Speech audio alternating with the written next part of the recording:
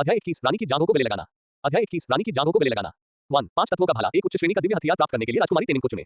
ध्यान दें कि राजकुमारी तेनिन को चुनने से रानी और शाही उपपत्नी लियान को संदेह होगा। शाही उपपत्नी लियान ईर्ष्यालु हो जाएगी और रानी को लगेगा कि आपका राजकुमारी तेनिन के साथ संबंध है। 5 तत्व भाला एक मध्यस्तरीय जुबान स्तर का हथियार है। इसका रंग गहरा नीला है। इसकी आवाज एक स्प्रिंग की तरह है और हथियार के पैटर्न पर सितारों के बिंदु हैं। दिव्य हथियारों के स्तर पवित्र, स्वर्गीय, सांसारिक, आध्यात्मिक और रहस्यमय में विभाजित हैं। प्रत्येक स्तर को निम्न श्रेणी, मध्यम श्रेणी और उच्च श्रेणी में विभाजित किया गया है। प्रवेश स्तर से नीचे सभी 1-9 स्तर हैं। 2 वज्र बॉडी प्रोटेक्शन की जादुई शक्ति प्राप्त करने के लिए इंपीरियल कॉन्सुबल लियान चुने। कृपया ध्यान दें कि इंपीरियल कॉन्सुबल लियान चुनने के बाद ये रानी के गंभीर संदेह को जगाएगा और राजकुमारी तेनिन की ईर्ष्या करेगी। इंपीरियल कॉन्सुबल लियान मेजबान की मजबूत काया को नियंत्रित करने में सक्षम नहीं होगी और रानी को आपके प्रेम संबंधों का पता चल सकता है। मृत्यु दर बहुत अधिक है। 3 हॉट मेथड पर वेक अप कॉल प्राप्त करने के लिए रानी को चुने। ध्यान रखें कि रानी को चुनने से आप दोनों के बीच ईर्ष्या पैदा नहीं होगी।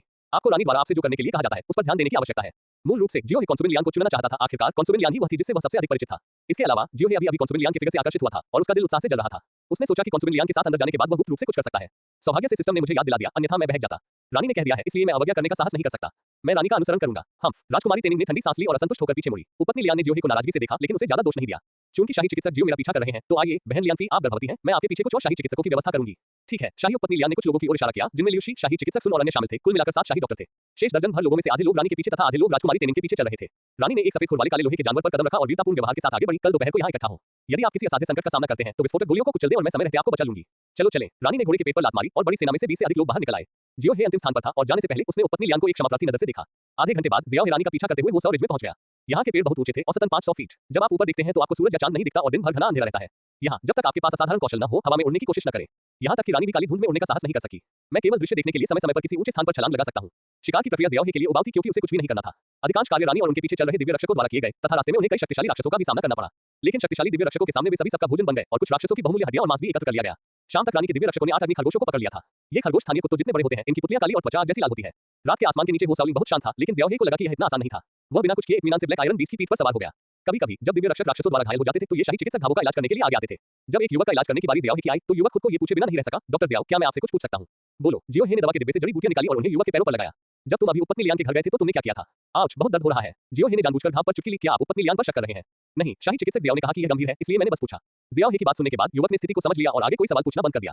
इस समय पीछे की जमीन से अचानक कंपन की आवाज आई। आवाज तेज होती गई और धीरे-धीरे 100 मील के दायरे में पूरी जमीन हिलने लगी। धमाका, जमीन हिल गई और पेड़ गिर गए। रानी एक झटके में करीब आ गई। उसने अपना कान झुकाया, भौहें सिकुड़ी और यह महसूस करने के बाद उसकी अभिव्यक्ति थोड़ी बदल गई। फिर वह आसमान में उड़ गया और दूर तक देखने लगा। उसने देखा कि जमीन हिल रही है और ऐसा लग रहा था कि जमीन के नीचे एक बहुत बड़ा राक्षस घूम रहा है। चलो चलें, किसी ने शीतूहे को डरा दिया है। रानी का स्वर भय से भरा था और उसने अवचेतन रूप से जियो हे को पकड़ लिया जो पहले से ही भाग रहा था और भाग गई। गर्जन, पीछे मुड़कर देखा तो उन्हें एक बहुत बड़ा काला जानवर दिखाई दिया जो पहाड़ से भी बड़ा था, जिसके पंजे ताई पर्वत जितने डरावने और लंबे थे और जो उनके सिर पर दबाव डाल रहा था। उसने एक ही झटके में बाकी लोगों को मार डाला, जिनमें 5 शाही डॉक्टर और 20 दिव्य रक्षक शामिल थे। शेतुहे, होसाउलिंग में ऐसा पौराणिक सुपर राक्षस कैसे हो सकता है? जियो हे ने रानी की लंबी टांगों को कसकर पकड़ लिया। हालांकि उसका सिर लंबी स्कर्ट में लिपटा हुआ था, लेकिन इस समय उस कसकर के नीचे के दृश्य को देखने का कोई इरादा नहीं था। पीछे बैठा शेतुहे एक विनाशकारी जानवर की तरह पहाड़ों में उत्पात मचा रहा था। ये शेतुहे का असली शरीर नहीं है, बल्कि उसकी छाया मात्र है। तुहु की छाया, वह क्या है? जियो हे ने रानी की पिंडली पकड़ी, उसकी लंबी स्कर्ट खोली जिससे उसका दृश्य अवरुद्ध हो रहा था और ऊपर देखा। उसने कसम खाई कि उसने ऐसा जानबूझकर नहीं किया, उसने तो बस बैंगनी रंग देखा था क्योंकि वह रानी से बात करने जा रहा था। सौभाग्य से रानी अपने रास्ते पर व्यस्त थी और उसने इस बारे में कुछ भी नहीं देखा। उसने समझाया, शेतुहे की छाया शेतुहे के शरीर द्वारा प्रक्षेपित एक राक्षस है। अगर शेतुहे का शरीर यहाँ है तो मुझे डर है कि केवल एक संत ही इसका विरोध कर सकता है। शेतुहे के बारे में जियो हे की समझ इस दुनिया से नहीं थी, बल्कि उसके पिछले जीवन से थी, जब 28 नक्षत्रों के बीच शेतुहे नाम का एक सच्चा देवता था। वह एक ईश्वर जैसा अस्तित्व था। जब रानी ने कहा कि यह शेतुहे है तो जियो हे चौंक गया।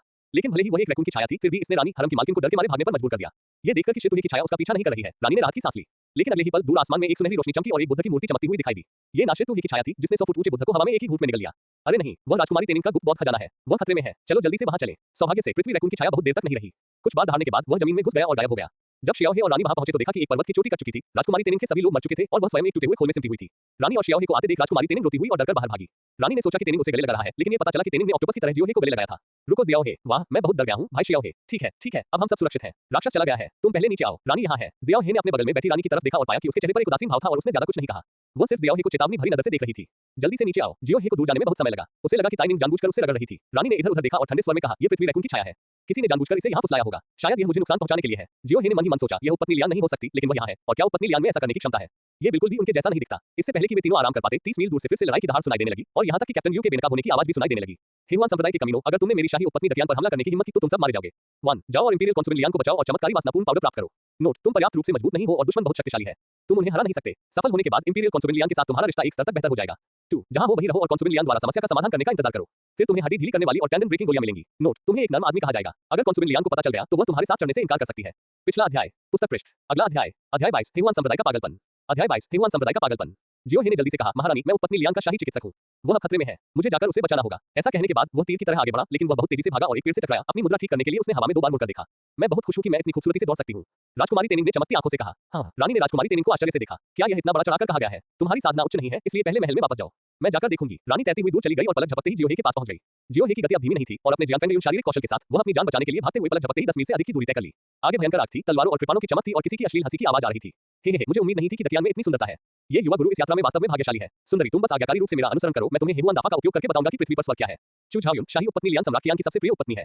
क्या तुम मौत की तलाश में हो? कियाना यू उस सफेद कपड़े वाले आदमी की ओर दौड़ी जो आकाश में अपनी तलवार चमकाते हुए हवा में चल रहा था। जब जियाओ हे करीब गया तो उसने साफ देखा कि उस आदमी के होंठ लाल थे, दांत सफेद थे और चेहरा आड़ू के फूलों से भरा हुआ था।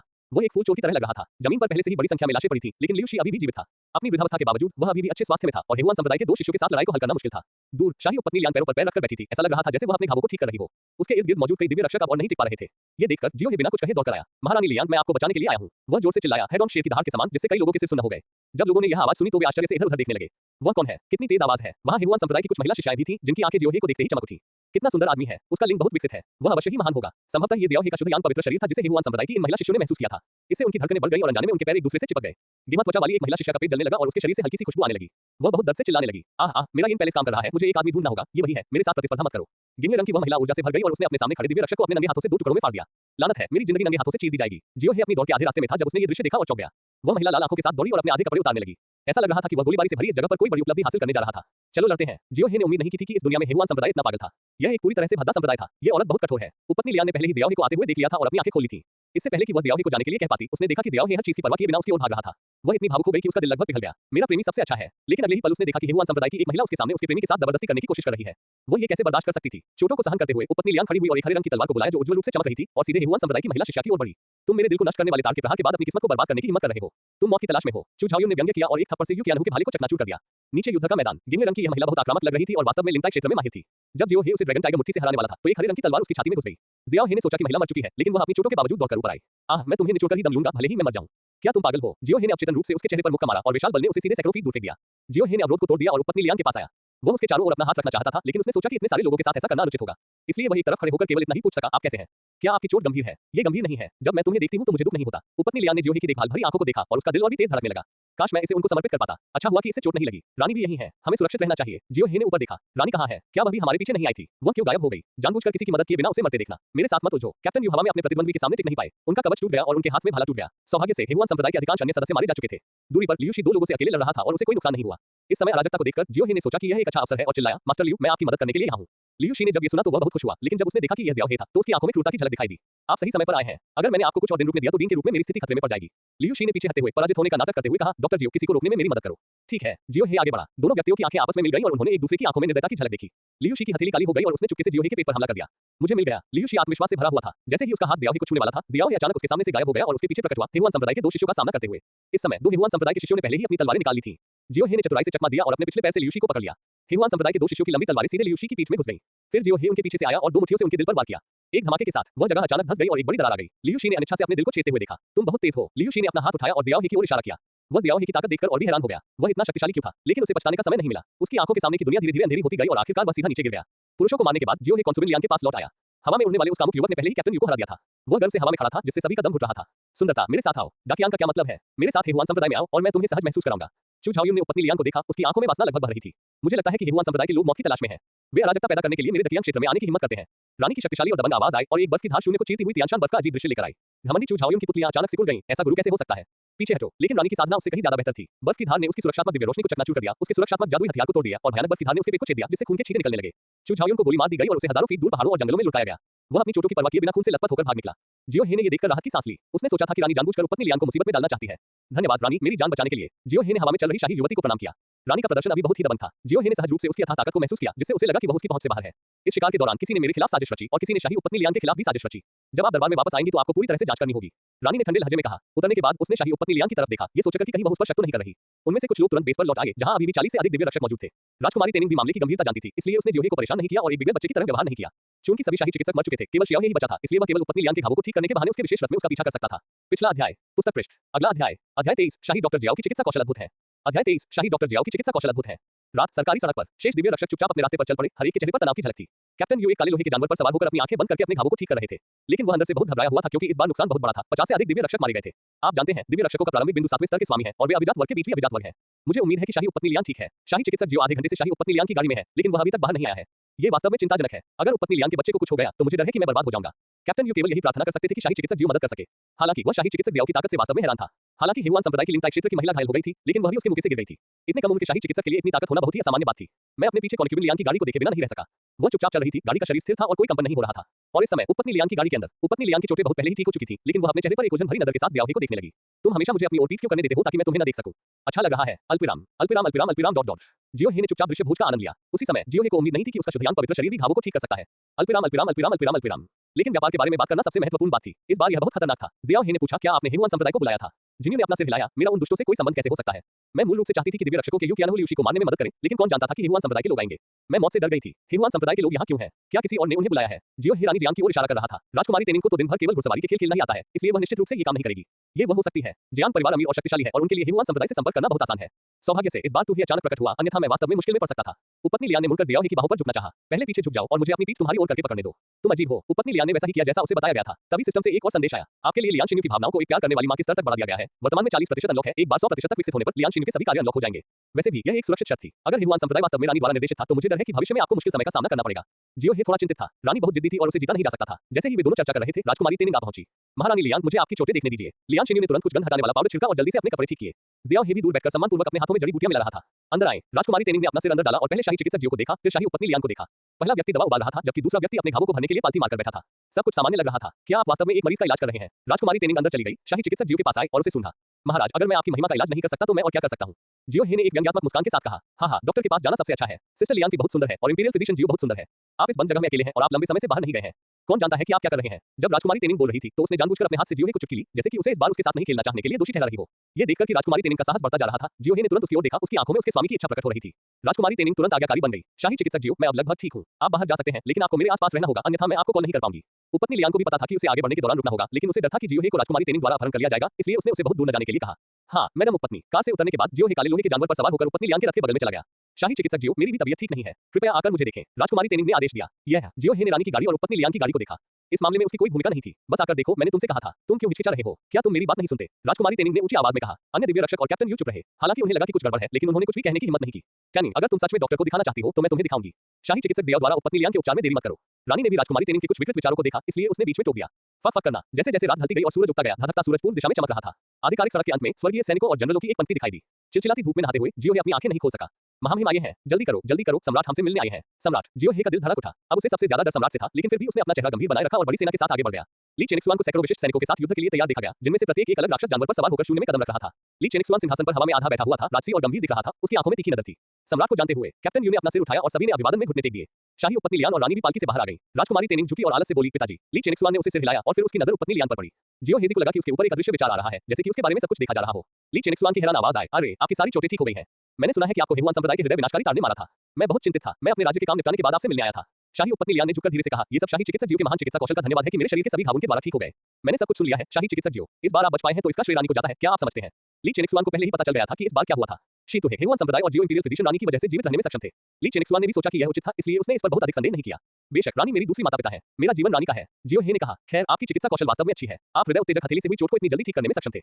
मुझे आश्चर्य है कि आपने कौन सी विधि का उपयोग किया। जियो हे कभी नहीं कहेगा कि वह उपपत्नी लियान के शुद्ध यान शरीर से ठीक हो गया था, लेकिन सौभाग्य से वह बहुत सारी चिकित्सा ज्ञान जानता था, इसलिए उसने कुछ डॉक्टरों को ढूंढा और एक बहाना बनाया। महाराज, हृदय विनाशकारी हथेली मांस और आंतरिक अंगों को घायल करती हुई प्रतीत हो सकती है, लेकिन यह वास्तव में 5 तत्वों और मानव शरीर के मूल तत्वों को नष्ट कर देती है। सौभाग्य से मेरे कौशल अधिक यान है, जबकि उपपत्नी लियान अधिकीन है। बुद्ध के हाथ, रक्त घास और साफ पानी परी घास के साथ संयुक्त मैं कम से कम मदद कर सकता हूँ। हालांकि भाग्य ने भी एक भूमिका निभाई और उपपत्नी लियान की चोटें गंभीर नहीं थी। हाँ, मैंने सुना है कि आपने इस बार सम्राट की रक्षा में बहुत बड़ा योगदान दिया है और आप अपनी जान देकर उपपत्नी लियान की रक्षा करने की शपथ लेते हैं। मुझे बताओ तुम क्या चाहते हो और मैं तुम्हें इनाम दे सकता हूँ। ली चेनिक्सुआन ने सिर हिलाया। हालांकि वह चिकित्सा नहीं जानता था, लेकिन वह वास्तव में महसूस कर सकता था कि जियो हे के पास असाधारण चिकित्सा कौशल था और वह एक प्रतिभाशाली व्यक्ति था। इनाम यहाँ है। जियो हे ने इसके लिए पूछने की हिम्मत नहीं की, लेकिन विनम्रता से कहा, मैं हिम्मत नहीं कर सकता, यह मेरा आरोप है। शाही उपपत्नी लियान अभी जियो हे को अपने पीछे आने देने के बारे में सोच ही रही थी, लेकिन रानी ने कहा, मुझे लगता है कि जियो शाही चिकित्सक के पास साधना में कुछ प्रतिभा है और वह काफी सक्षम है। मुझे लगता है कि हमें ये करना चाहिए। 5 दिनों में शाही अस्पताल चिकित्सा कौशल के लिए एक परीक्षा आयोजित करेगा। यदि वह बाहर खड़ा हो सकता है तो वह अस्पताल निदेशक का पद ले सकता है। आपको क्या लगता है? ली चेनिक्सुआन ने जियो हे की ओर देखा। डॉक्टर जियो, क्या आप तैयार हैं? यदि आप आत्मविश्वास में कमी महसूस करते हैं तो मैं आपको नेता बनने दे सकता हूँ। 1. अपनी साधना गति को 5% तक बढ़ाने के लिए इंपीरियल हॉस्पिटल असेसमेंट चुनें। ध्यान दें कि इंपीरियल हॉस्पिटल के निदेशक के पद के लिए कई लोग प्रतिस्पर्धा कर रहे हैं, इसलिए कुछ जोखिम है। 2. सम्राट के निर्णय का पालन करें और 5 स्वर्ण सुगंधित Z गोलियां प्राप्त करें। सावधान रहें और सम्राट के इरादों का अनुमान लगाने की कोशिश करें। पिछला अध्याय, पुस्तक पृष्ठ। अगला अध्याय, अध्याय 24, एक चेतावनी, हेहुआन पाउडर। अध्याय 24, एक चेतावनी, हेहुआन पाउडर।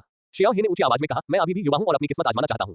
मैं एक अदालत अधिकारी बनने की कोशिश करने को तैयार हूं। वह 5वीं रैंक का अधिकारी था और प्रभारी व्यक्ति अधिकतम 6ठी रैंक का अधिकारी था। इसके अलावा जब लियूशी दरबार के मंत्री थे तो उन्हें हर महीने कुछ हजार युआन अतिरिक्त मिलते थे और इसके अलावा अन्य लाभ भी थे। यह अफसोस की बात है कि लियूशी की मृत्यु हो गई और मैं उसके घर की तलाशी लेने नहीं जा सका, अन्यथा बहुत सारा पैसा कमाया जा सकता था। खैर, मेरे दाकियान को तुम्हारे जैसे युवा और होनहार लोगों की जरूरत है। ली चेनिक्सुआन ने सिर हिलाया और फिर जोर से कहा, हेहुआन संप्रदाय ने हमारे दाकियान का उल्लंघन किया है। हमें उन्हें दंडित करना चाहिए, भले ही वे बहुत दूर हो। हम पहले अदालत में लौटेंगे और सभी नागरिक और सैन्य अधिकारियों को बुलाकर हेहुआन संप्रदाय पर हमला करने के मामले पर चर्चा करेंगे। कोर्ट में वापस आओ। ली चेनिक्सुआन के बगल में हिजड़े के पीछे हिजड़ावान जोर से चिल्लाया, एक तुरही धीमी आवाज में बजा और राक्षस दहाड़ने लगे। ये स्वर्गीय सैनिकों की तरह दरबार में लौट रहा था। दृश्य भव्य था और उपपत्नी लियान, रानी और अन्य भी आज्ञाकारी रूप से रथ पर लौट आए। जियो हे विशाल सेना के बीच विशेष रूप से छोटा लग रहा था और विशाल मार्चिंग टीम के साथ वापस दरबार में चला गया। जियो हे ने स्वाभाविक रूप से दरबार के मामलों की अनदेखी की, लेकिन आज स्वयं सम्राट ने उनकी प्रशंसा की, जिसने कई लोगों का ध्यान आकर्षित किया। लेकिन ये देखने में बहुत ही सुखद था। इंपीरियल अस्पताल में लौटने के बाद कई लोग उसे उपहार देने, उससे बातचीत करने आदि के लिए आए। इसके विपरीत हेहुआन संप्रदाय और शीतुहे के बीच की घटना ने दाकियान में उच्च वर्ग के लोगों का ध्यान आकर्षित किया। जब जियाओ हे शाही अस्पताल लौटा तो खाने का समय हो चुका था। वह अपने घर वापस गया और अपनी बहन झू जियाओमिंग द्वारा बनाई गई मिठाई के कुछ निवाले खाए। अगर मैं कोर्ट अधिकारी बन सकता हूं तो मुझे हर महीने 4 दिन की छुट्टी मिलेगी, जिसका मतलब है कि मुझे आखिरकार 1 दिन की छुट्टी मिल सकती है। 2 दिन की छुट्टी पाने के लिए आपको चौथे दर्जे का अधिकारी होना चाहिए। तीसरे दर्जे के अधिकारी को कोर्ट में उपस्थित होना पड़ता है, लेकिन मैं अपनी बहन के साथ हर दिन घर भी जा सकता हूं। यही वह क्षण था जब जियो हे को लगा कि उसका भविष्य उज्जवल है। दरवाजे पर दस्तक हुई है। Boom boom boom. Doctor Xiao, यह मैं हूं, क्वान झोंग, और मैं आपसे मिलने आया हूं। जियो हे ने दरवाजा खोला और देखा कि बाहर 5 शाही डॉक्टर खड़े हैं। आप क्या चाहते हैं? इंपीरियल मेडिकल सर्विस में इन लोगों का दर्जा बहुत कम है, लेकिन वे बुरे भी हैं।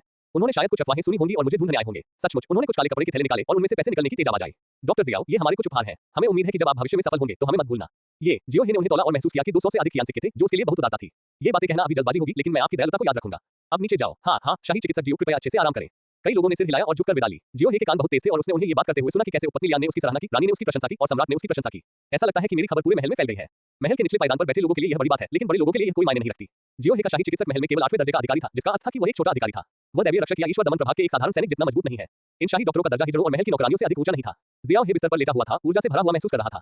सौभाग्य से उसके पास एक शुद्ध यान पवित्र शरीर था, अन्यथा कौन उपपत्नी लियान द्वारा इस तरह से प्रताड़ित किया जाना सहन कर सकता था। जब उपपत्नी लियान उसे अपनी पीठ पर उठाए हुए थी तो उसके गोल नितंबों की छवि उसके दिमाग में उभरी। इसके बारे में मत सोचो, ये छोटी लड़की वास्तव में एक राक्षस है। वह अधिक से अधिक आकर्षक होती जा रही है। अपना इनाम देखो, पुरस्कार वापस लें, मन की विधि के लिए एक जागृत कॉल, अजीब और कामुक प्रेम पाउडर। नाम देखकर ही पता चल जाता है कि यह अच्छी बात है। जियो हे ने अपने हाथ में जैद की बोतल देखी और उसे खोलने की हिम्मत नहीं हुई।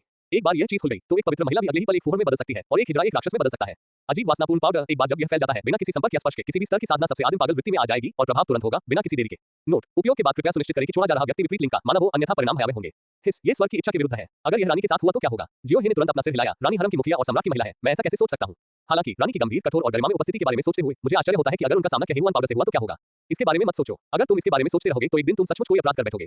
अगर रानी को नशा दिया गया तो वह निश्चित रूप से मुझे थप्पड़ मारकर मार डालेगी। एक जागृत करने वाली पुकार। जब जियो हे ने इसे निकाला तो उसके दिमाग में एक रहस्यमय शास्त्र उभरा, जो घनीभूत था। वहां शानदार ज़ेन पाठ भी हुआ, मानो हजारों बुद्ध फुसफुसा रहे हो। क्या ये बौद्ध धर्मग्रंथ है? जियो हे ने सुनहरे फॉन्ट्स को देखा। हालांकि वह उन्हें समझ नहीं पाया था, लेकिन उसने उन्हें पहले ही सिस्टम के माध्यम से सीख लिया था, इसलिए उसे इसका सामान्य विचार मिल गया था। उस समय इंद्र और उनके अनुचर जियाओ हे ने खुद से कहा, इसमें लगभग 30,000 शब्द थे। जैसे ही उसने पढ़ा, जियाओ हे के दिमाग में एक सुनहरा बुद्ध प्रकट हुआ। बुद्ध का चेहरा दयालु था, उनकी आंखें बंद थीं, उन्होंने अपने हाथ में एक राक्षस वशीकरण छड़ी पकड़ी हुई थी और चेतना के समुद्र में पालथी मारकर बैठे थे। एक जागृत करने वाली पुकार। यदि आप किसी भ्रम, मोह आदि में गहराई से फंसे हुए हैं और अपनी आत्म चेतना खो चुके हैं और अपना मूल हृदय खो चुके हैं, तो ये बुद्ध आपको जगाने के लिए अपनी राक्षस वशीकरण छड़ी का उपयोग करेंगे। ये बौद्ध दर्शन है और यह एक निश्चित सीमा तक आपकी आत्मा की भी रक्षा कर सकता है।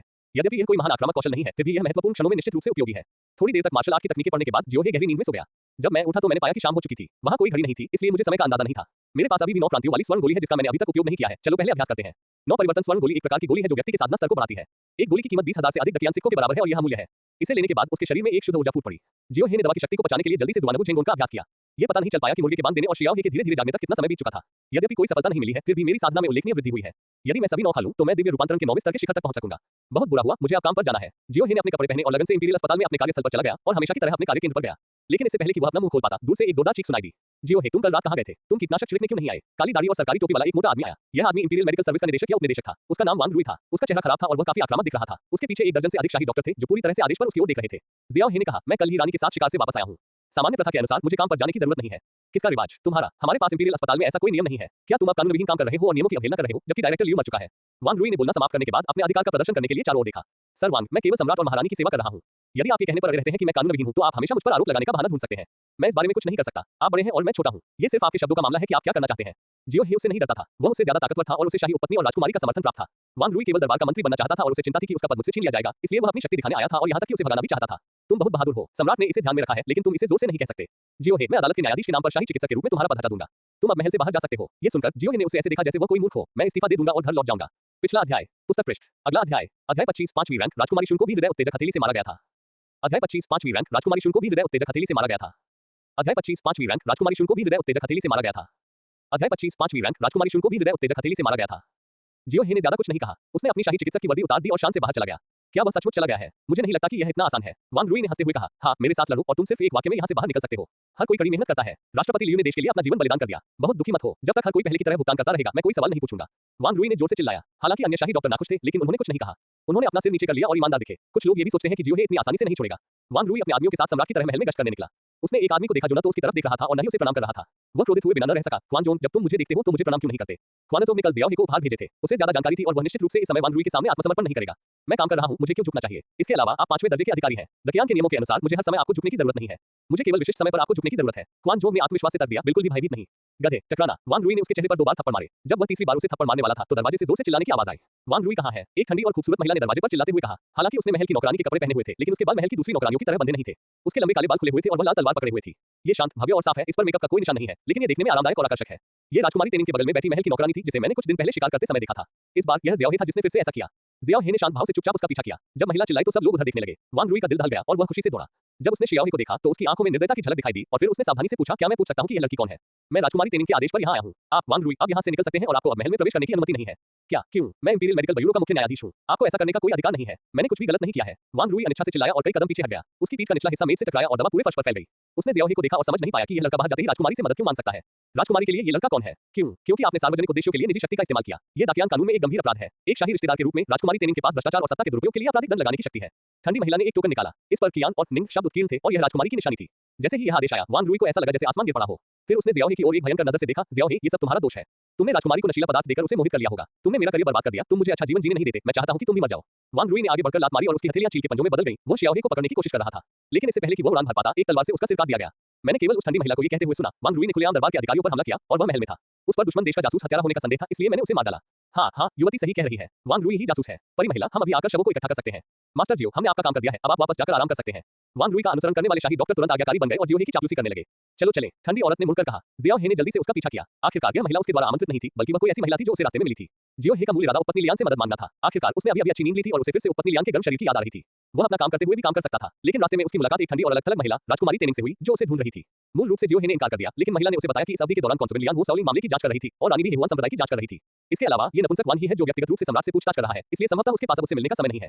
जियो हे के पास उस महिला को अपनी स्थिति के बारे में बताने के अलावा कोई विकल्प नहीं था, लेकिन वह महिला बिना कुछ कहे उसे वापस इंपीरियल अस्पताल ले गई। मिस, आपका नाम क्या है? अभी आप बहुत मस्त थी। जियो हे ने मुस्कुराते हुए पूछा, उसके पीछे भागते हुए। गीत मियाओ मियाओ, सॉन्ग मियाओ मियाओ, कितना अच्छा नाम है। सॉन्ग मियाओ मियाओ, मियाओ मियाओ, हे भगवान, ये सब पानी है। जियो हे ने बड़बड़ाया। सॉन्ग मियाओ मियाओ ने पलटकर उसकी ओर देखा। क्या इस नाम में कुछ गड़बड़ है? नहीं, ज्यादा पानी पीना अच्छा है। जियो हे ने अपना सिर छुआ। मेरा गृहनगर वास्तव में पानी से घिरा हुआ है। मैं तुम्हें इतना क्यों बताऊं? चलो चलें। सॉन्ग मियाओ मियाओ ने मुड़कर आगे चलना जारी रखा। जियो हे ने उसे ध्यान से देखा और पाया कि उसके बाल मुलायम और काले थे और उसका फिगर पतला था। हालांकि वह कॉन्स्टेबल लियान जितनी आकर्षक नहीं थी, लेकिन उसमें एक अलग आकर्षण था। हालांकि यह महिला महल की नौकरानी नहीं लगती है और ऐसा लगता है कि उसके यहाँ आने का कोई और उद्देश्य है। हालांकि जियो हे उलझन में था, उसने कोई सवाल नहीं पूछा और सॉन्ग मियाओ मियाओ का पीछा करते हुए ताइक्सुआन पैलेस तक चला गया। अंदर आओ, राजकुमारी अंदर इंतजार कर रही है। जियो हे ने एक गहरी सांस ली, दरवाजा खोला और अंदर प्रवेश करते ही वही रस्सी से उलझ गया। हाँ, जियो हे, तुम मेरे जाल में फंस गए हो। आज तुम कछुए की भूमिका निभा रहे हो, इसलिए मैं तुम्हें सबक सिखाऊंगा। राजकुमारी तेनिंग छत से कूद गई। तुमने गुरु को मारने की हिम्मत की, मैं तुम्हें दंड दूंगा। जियो हे एक पल में मुक्त हो गया, चाबुक छीन लिया और अपने हाथ की झपट्टा के साथ राजकुमारी तेनिंग का सिर उसने काट दिया। क्या तुमने अच्छा व्यवहार किया है? ईमानदार हो। राजकुमारी तेनिंग के समक्ष जियो हे ने अपनी सबसे आदिम क्रूरता दिखाई। लगातार 3 दिनों तक उपपत्नी लियान और महारानी ने जियो हे की तलाश नहीं की और जियो हे को अब शाही चिकित्सा सेवा में काम नहीं करना पड़ा। जियो हे ने सफलतापूर्वक सभी 9 क्रांतियों स्वर्ण गोलियों का उपयोग किया। उनकी साधना भी दिव्य रूपांतरण के 9वें स्तर तक पहुंच गई। छात्रावास में जियो हे सोने के धागे वाला नर्म कवच पहने हुए कमरे में टहल रहा था। ये लियू शी को मारने के बाद सिस्टम इनाम के रूप में प्राप्त खजाना है। ये चीज उच्चतम गुणवत्ता की भी नहीं है, ये तो बस 8वें स्तर का खजाना है। ये थोड़ा घटिया है। जियो हे को लगा कि उसे सिर्फ एक चाकू से टुकड़ों में काटा जा सकता है। कृपया इसे मेरी बहन को देने के लिए कुछ समय निकालें। ये सॉफ्टवेयर घर पर रखना उसके लिए अधिक सुरक्षित रहेगा। जियो हे ने अपना सुनहरा मुलायम कवच उतार दिया और अपनी आधिकारिक वर्दी पहन ली। आज इंपीरियल अस्पताल में चिकित्सा कौशल मूल्यांकन का दिन था। मूल्यांकन के लिए जिम्मेदार सभी लोग इंपीरियल मेडिकल सर्विस के पुराने कर्मचारी हैं। जब जियो हे प्रकट हुआ तो ये पुराने कर्मचारी एक दूसरे से अधिक उत्साही थे। मास्टर जियो, आप कैसे सोए? मास्टर जियो, मेरी पोती 18 साल की है। क्या आपको इस पर विचार करने की जरूरत है? मास्टर जियो, मूल्यांकन में प्रथम स्थान की घोषणा कर दी गई है। आपको आने की आवश्यकता नहीं है। हम पुरस्कार आपको भेज सकते हैं। जियाओ हे ने हाथ हिलाते हुए कहा, इसकी अनुमति कैसे दी जा सकती है? मूल्यांकन उचित तरीके से किया जाना चाहिए, अन्यथा अगर बाहरी लोग इसे देखेंगे तो क्या हमारा इंपीरियल अस्पताल धुएं से भर नहीं जाएगा? यही है। मूल्यांकन शुरू हो जाए। जियो हे अपनी सीट पर चला गया। वहां 50 से ज्यादा शाही डॉक्टर अपनी जगह पर तैयार खड़े थे। जियो हे ने अपना सिर पकड़ लिया और मन ही मन भरते हुए सोचा कि कब उसने मंदारिन बोलना शुरू कर दिया। अब चूंकि डीन और वाइस डीन की मृत्यु हो चुकी है, इसलिए जियो हे की देखभाल राजकुमारी और शाही उपपत्नी द्वारा की जाती है और जियो हे को प्रथम स्थान मिलता है, भले ही वह एक खाली कागज सौंप दे। इसके अलावा जियो हे ने उपपत्नी लियान के हृदय विनाशकारी हथेली को अत्यंत तीव्र गति से ठीक कर दिया और यह खबर पूरे महल में फैल गई। ये हेहुआन संप्रदाय द्वारा इस्तेमाल की जाने वाली एक शातिर विधि है और इसे मिटाना मुश्किल है। जियो हे इस तरह की चोट को ठीक कर सकता है, इसलिए उसकी चिकित्सा कौशल स्वाभाविक रूप से संदेह से परे है। अतः पहला स्थान स्वाभाविक रूप से उनके हाथ में आ गया। दूसरे दिन जियो हे अभी उठकर कमरे से बाहर निकला ही था कि क्वानचोंग सहित कुछ शाही डॉक्टर डीन की आधिकारिक वर्दी और टोपी पकड़े हुए उसका स्वागत करने आए। मास्टर जियो, अब से आप हमारे शाही अस्पताल के मालिक होंगे। कोई तो आए और मास्टर जियाओ को कपड़े उतारने में मदद करे। जियो हे ने खुशी-खुशी अपनी आधिकारिक वर्दी पहन ली। आज से वह दाकियान के इंपीरियल मेडिकल ब्यूरो के 5वें रैंक के निदेशक थे। सबको कुछ बातें समझानी है। अस्पताल में ज्यादातर कामों में इतनी व्यस्तता की जरूरत नहीं होती और खड़े रहने की जरूरत नहीं होती। अगर आपको आराम हो तो आप बैठकर काम कर सकते हैं। आप हर रोज अपना काम पूरा करने के बाद आराम कर सकते हैं। हालांकि मैं अभी भी हर महीने 30 कियान सिक्के जमा करूंगा। मुझे उम्मीद है कि हर कोई समझ जाएगा। ये सही है, मैं समझता हूँ। ये बहुत अच्छी बात है कि लॉर्ड जियाओ ने हमें बैठकर काम करने और काम के बाद आराम करने के लिए कहा है। 30 कियान भी नियम है और हम स्वाभाविक रूप से जान जाएंगे कि हमारे लिए क्या अच्छा है। भले ही लॉर्ड जियाओ यह न कहें, हम इसे आपको दे देंगे। जियो हे ने सिर हिलाया, इसे याद रखो, ये दकियान सिक्का, इसे कठोर और ठंडा मत समझो, ये भविष्य में तुम्हारा जीवन रख होगा। जब तुम पाओगे कि तुम इसे अपने कंधों पर नहीं ले जा सकते या अपने हाथों से नहीं उठा सकते, तो तुम किस पर भरोसा करोगे? तुम्हें इन 30 दकियान सिक्कों पर भरोसा करना होगा, समझे? ये शाही डॉक्टर मूर्ख नहीं थे और वे तुरंत समझ गए कि जियो हे का क्या मतलब था। हम समझते हैं, निश्चित रूप से हम समझते हैं, लॉर्ड जियो, चलो अब आपको 30 सेंट देते हैं, क्वान चोन ने आगे बढ़कर कहा। किसी ने पहले दान दिया और बाकी लोगों ने भी जल्दी ही उसका अनुसरण किया। कुछ ही समय में जियाओ हे के पास लगभग 2000 दकियान सिक्के हो गए। वो एक गरीब आदमी से तुरंत अमीर बन गया। सब लोग भगवान जियो व्यस्त हैं, इसलिए हम उन्हें परेशान नहीं करेंगे। क्वान चोन ने चतुराई से सभी को विदा किया। जियो हे ने अपने हाथ में रंगीन कियानी को देखा और आह भरते हुए कहा, ये शक्ति है।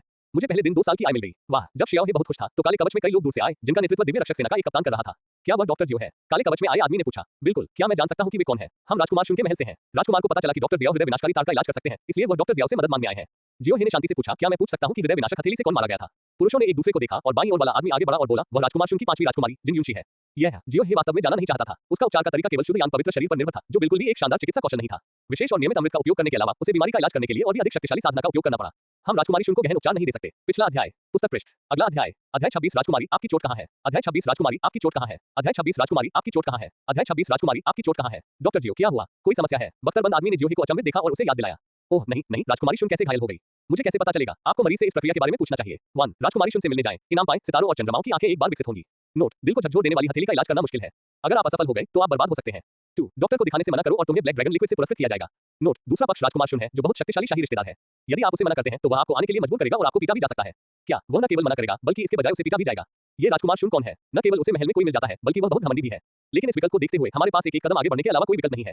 लेकिन जियो हे ने फिर भी एक बहाना ढूंढ लिया, ये कहते हुए कि शाही अस्पताल में कुछ अनसुलझा था और उसे थोड़ी देर हो जाएगी। इसलिए वह शाही अस्पताल के मुख्य हॉल में गया और क्वान चोन से कहा कि वह पत्नी लियान को राजकुमार शुन के महल में इलाज के लिए जाने के बारे में सूचित करने का कोई तरीका खोजे। इसके बाद जियो हे ने दोनों गार्डों का पीछा करते हुए बाहर निकल गया। चूंकि अब वह दिन था, इसलिए उसे छुट्टी मांगने की जरूरत नहीं थी और उसे कुछ हद तक आजादी थी। चूंकि आपने अतीत को चुना है, इसलिए पुरस्कार सीधे आपके खाते में जमा कर दिया जाएगा। सुरक्षा की दृष्टि से जियो हे ने निर्णायक रूप से अपनी eyes of the stars and moon को उन्नत किया। यद्यपि वे अभी भी सितारों और चंद्रमा की आंखें थीं, जियो हे ने पाया कि यदि वह अपनी आंखों में शक्ति एकत्र करता है, तो वह उन तत्वों के निशान देख सकता है जिन्हें नग्न आंखों से पहचानना मुश्किल था, जैसे स्वर्ग और पृथ्वी के बीच शक्ति के 5 तत्व और विभिन्न तात्विक ऊर्जाएं। ये ऊर्जाएं अभ्यास के दौरान साधकों द्वारा अवशोषित की जाती हैं तथा अपनी साधना को बेहतर बनाने के लिए उपयोग की जाती हैं। मुझे नहीं पता कि ये आंखें मेरी बीमारी को ठीक करने में मेरी मदद कर सकती हैं या नहीं। जियो हे और 2 बख्तरबंद सैनिक बिना गाड़ी के ही महल से बाहर निकल चुके थे। ऐसा लगता है कि राजकुमार शुन की नजर में 5वीं रैंक का एक छोटा अधिकारी कुछ भी नहीं है। उनके इलाज में उनकी मदद करना उनकी नजर में मामूली बात है और उन्हें इसके लिए आभारी भी होना चाहिए। मैं आप दोनों से पूछना चाहता हूं कि 5वीं राजकुमारी की शादी कब हुई? जियो हे ने पूछा। ऐसा लगता है कि यह 30 दिन पहले की बात है। क्या हुआ? बाईं ओर का बख्तरबंद सैनिक मुड़ा। कुछ नहीं, मैं बस पूछ रहा हूं। जियो हे ने इसके बारे में सोचा और सोचा कि पिछले 30 दिनों में राजकुमार शुन एक सामान्य आदमी था, इसलिए यह महिला पहले से ही एक जवान महिला होनी चाहिए। नहीं, मैं इन चीजों के बारे में क्यों सोच रहा हूं? तो उसने फिर पूछा, राजकुमारी मूलतः कहां से है? मैंने सुना है कि यह जिन परिवार की छोटी राजकुमारी थी, जो तियानचिन के 4 महान परिवारों में से एक है। जिन परिवार, 4 महान परिवार। जियो हे ने इसके बारे में कभी नहीं सुना था। शाही चिकित्सक जियो, तुम चारों गुरुओं को भी नहीं जानते। दाईं ओर के बख्तरबंद आदमी के चेहरे पर घृणा का भाव था। आखिरकार अगर वह चारों गुरुओं को भी नहीं जानता तो वह बहुत ही निम्न स्तर का होगा। अगर आपने इसके बारे में नहीं सुना है तो आप बाद में खुद ही जान सकते हैं। ये 4 परिवार बहुत शक्तिशाली हैं। वे शाही परिवार से अविभाज्य हैं और बहुत शक्तिशाली हैं। यहाँ तक कि दरबार में आधे लोग भी इन 4 परिवारों से हैं। तुम इतना क्यों बोल रहे हो? हमें ये सब नेताजी से पता है ना? जियो हे ने कोई और प्रश्न पूछे बिना उसका पीछा किया, लेकिन उसे दकियान के बारे में बेहतर समझ प्राप्त हुई। अचानक मुझे याद आया कि रानी का अंतिम नाम जियान था, इसलिए मैंने पूछा, वैसे क्या 4 महान परिवारों में कोई जियान परिवार भी है? कौन जानता था कि दोनों बख्तरबंद लोग भ्रम में अपना सिर हिलाएंगे?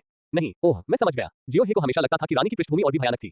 यद्यपि प्रिंस शुन का महल भी शाही शहर में स्थित है, ये 100,000 वर्ग मीटर के एक विशेष क्षेत्र में स्थित है और नागरिकों को गेट के सामने की सड़कों से गुजरने की अनुमति नहीं है। ये शक्तिशाली सैनिकों द्वारा संरक्षित है। ये देखकर जियो हे ने अपने दिल में आह भरी, ये तब है जब ताकत और शक्ति चरम पर पहुंच गई है। मुझे निम्न वर्ग के नागरिकों के प्रति अब और दिखावा करने की आवश्यकता नहीं है। मैं आपको सीधे तौर पर बताऊंगा, मैंने खुद को नागरिकों से अलग करने की पहल की है। महल के द्वार पर 2 काले गेंडे खड़े थे, जिनके अंदर आध्यात्मिक प्रकाश बह रहा था। जियाओ हे को लगा कि अगर महल पर हमला हुआ तो दोनों गेंडे जीवित हो जाएंगे और भयंकर क्षति पहुंचाएंगे। शाही चिकित्सक जियो, जब आप महल में पहुंचे तो इधर-उधर न देखें और न ही इधर-उधर टहलें। अन्यथा अगर कुछ हुआ तो हमें दोष न दें, बख्तरबंद आदमी ने याद दिलाया। बिल्कुल, महल की हर चीज राजकुमार की है, यहाँ तक कि नौकरानियां भी। वे राजकुमार की निजी संपत्ति हैं। अगर आप उन्हें देखते हैं तो आप उनकी निजी संपत्ति के बारे में सोच रहे हैं। अगर राजकुमार की उनमें कोई दिलचस्पी नहीं भी है तो भी आप अपनी नजरें उन पर नहीं घुमा सकते। मैं समझ गया। ये सुनकर जियो हे और भी दुखी हो गया। वह इस बीमारी का इलाज कैसे कर सकता है? एक नौकरानी भी इसे नहीं देख सकती। यदि उसे और उसकी राजकुमारी को गहन उपचार से गुजरना पड़े तो क्या इसका मतलब यह नहीं होगा कि उसे टुकड़ों में काटकर कुत्तों को खिला दिया जाएगा? हालांकि इससे पता चलता है कि राजकुमार शुन एक अच्छा व्यक्ति नहीं है।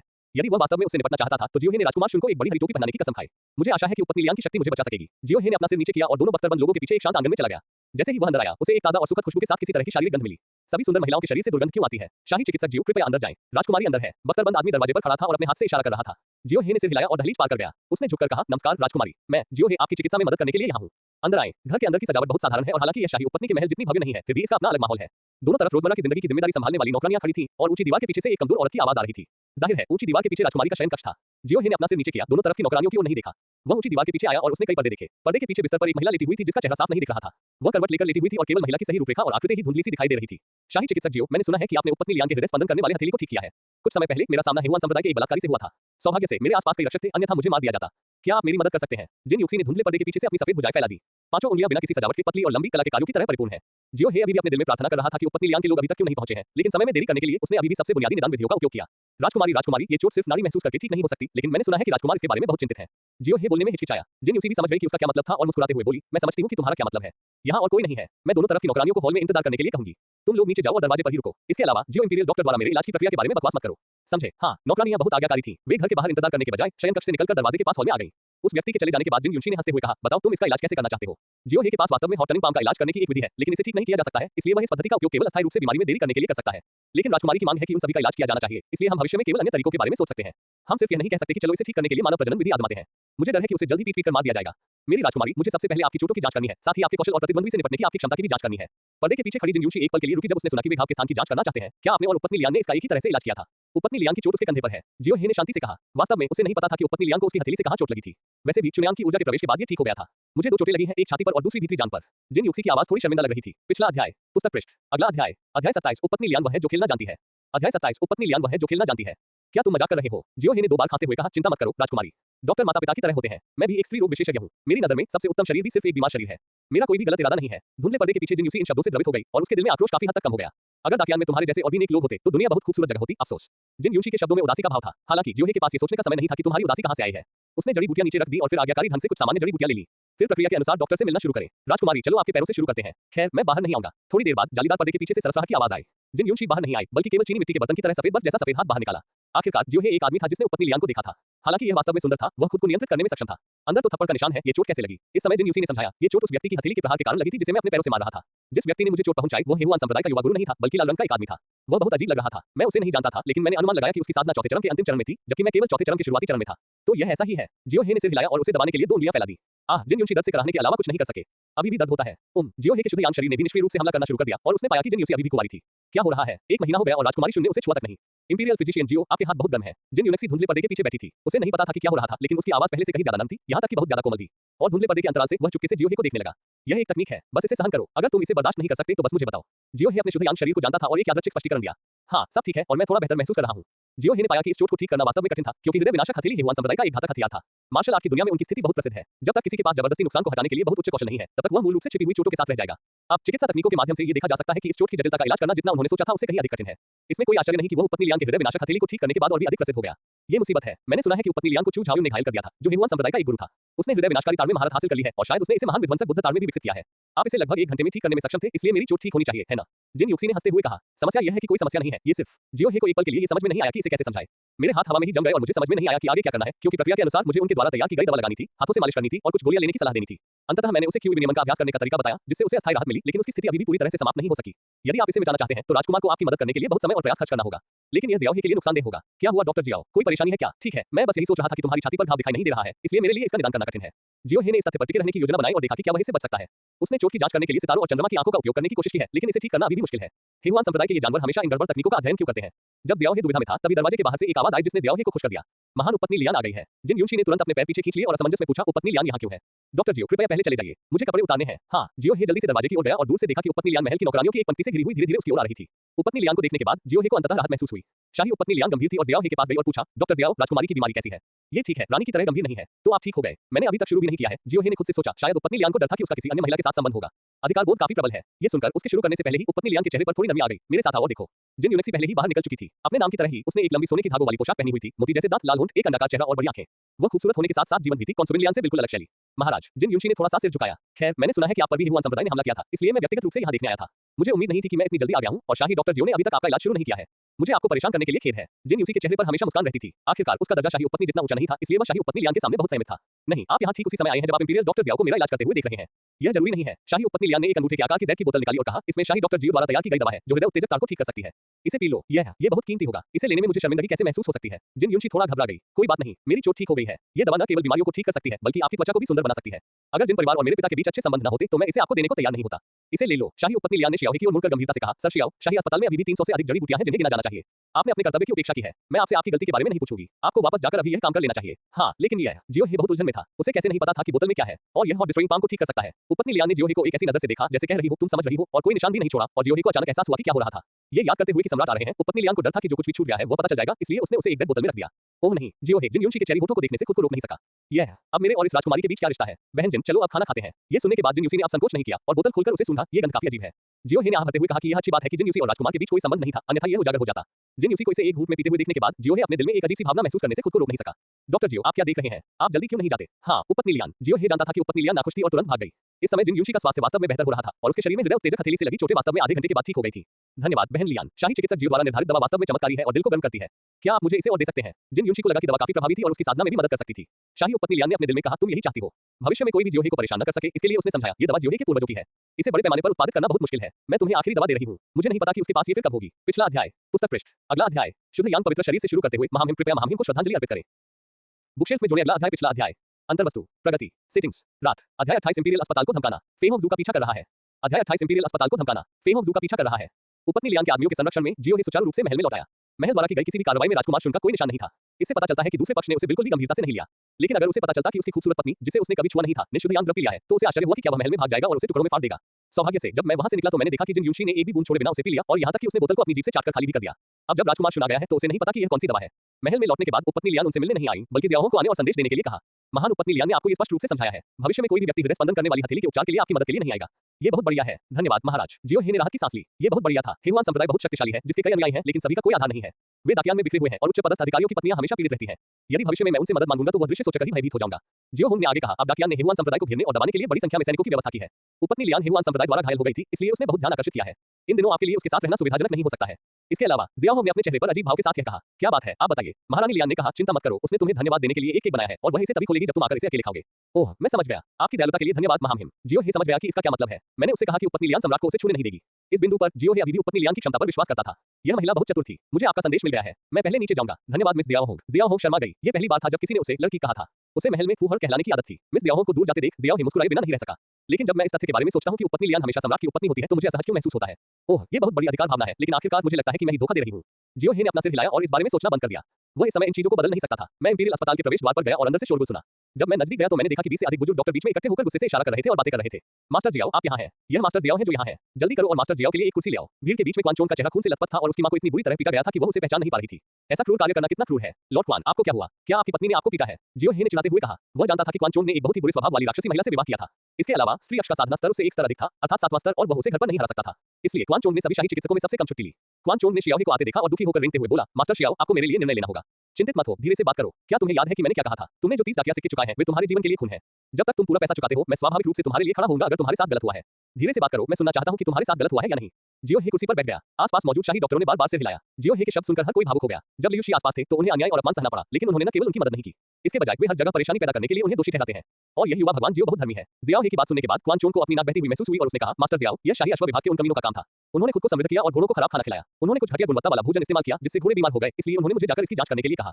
मुझे समस्या का पता लगाने में पूरा दिन लग गया, लेकिन इन कमीनों ने मुझे पैसे देने से मना कर दिया और कहा कि मैं एक ढोंगी हूं। उन्होंने मुझे पीटा भी, इसलिए मैं वापस भाग गया। लोगों का ये समूह बहुत ही अराजक है। सर जियाओ, कृपया मेरे लिए निर्णय लें। जब जियो हे ने ये सुना तो वह क्रोधित हो गया और खड़ा हो गया। ये कैसे बेतुका हो सकता है? वे बस डाकुओं का एक समूह है, डाकुओं से भी बदतर। सर, हमें क्या करना चाहिए? सर, कृपया शांत हो जाइए। हम इंपीरियल अस्पताल में इंपीरियल अश्व विभाग को अपमानित करने का जोखिम नहीं उठा सकते। इंपीरियल हॉर्स डिपार्टमेंट के लोगों का सेना के साथ घनिष्ठ संबंध है। दिव्य रक्षकों के कई घुड़सवारों को उनके द्वारा प्रशिक्षित किया जाता है। दिव्य दमन विभाग के लिए भी यही सच है। वे बहुत शक्तिशाली हैं और उनके समर्थक सभी भयानक योद्धा हैं। अगर हम वहां जाते हैं तो मुझे डर है कि हम एक अंडे की तरह होंगे जो चट्टान से टकराया हो।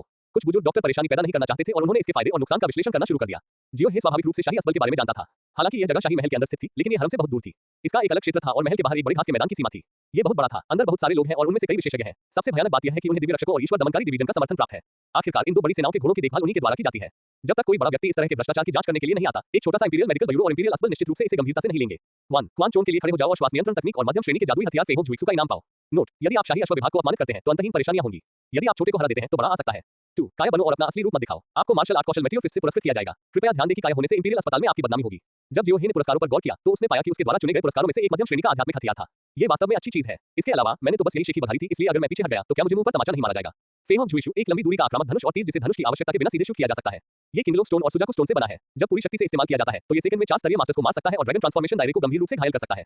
जब तक ये किसी लक्ष्य पर लॉक हो सकता है तब तक मारने की सीमा 1000 मील तक पहुंच सकती है। जियो हे को इस परिचय के बारे में बहुत अधिक सोचने की आवश्यकता नहीं थी, क्योंकि वह अभी भी दिव्य परिवर्तन क्षेत्र के 9वें स्तर पर था।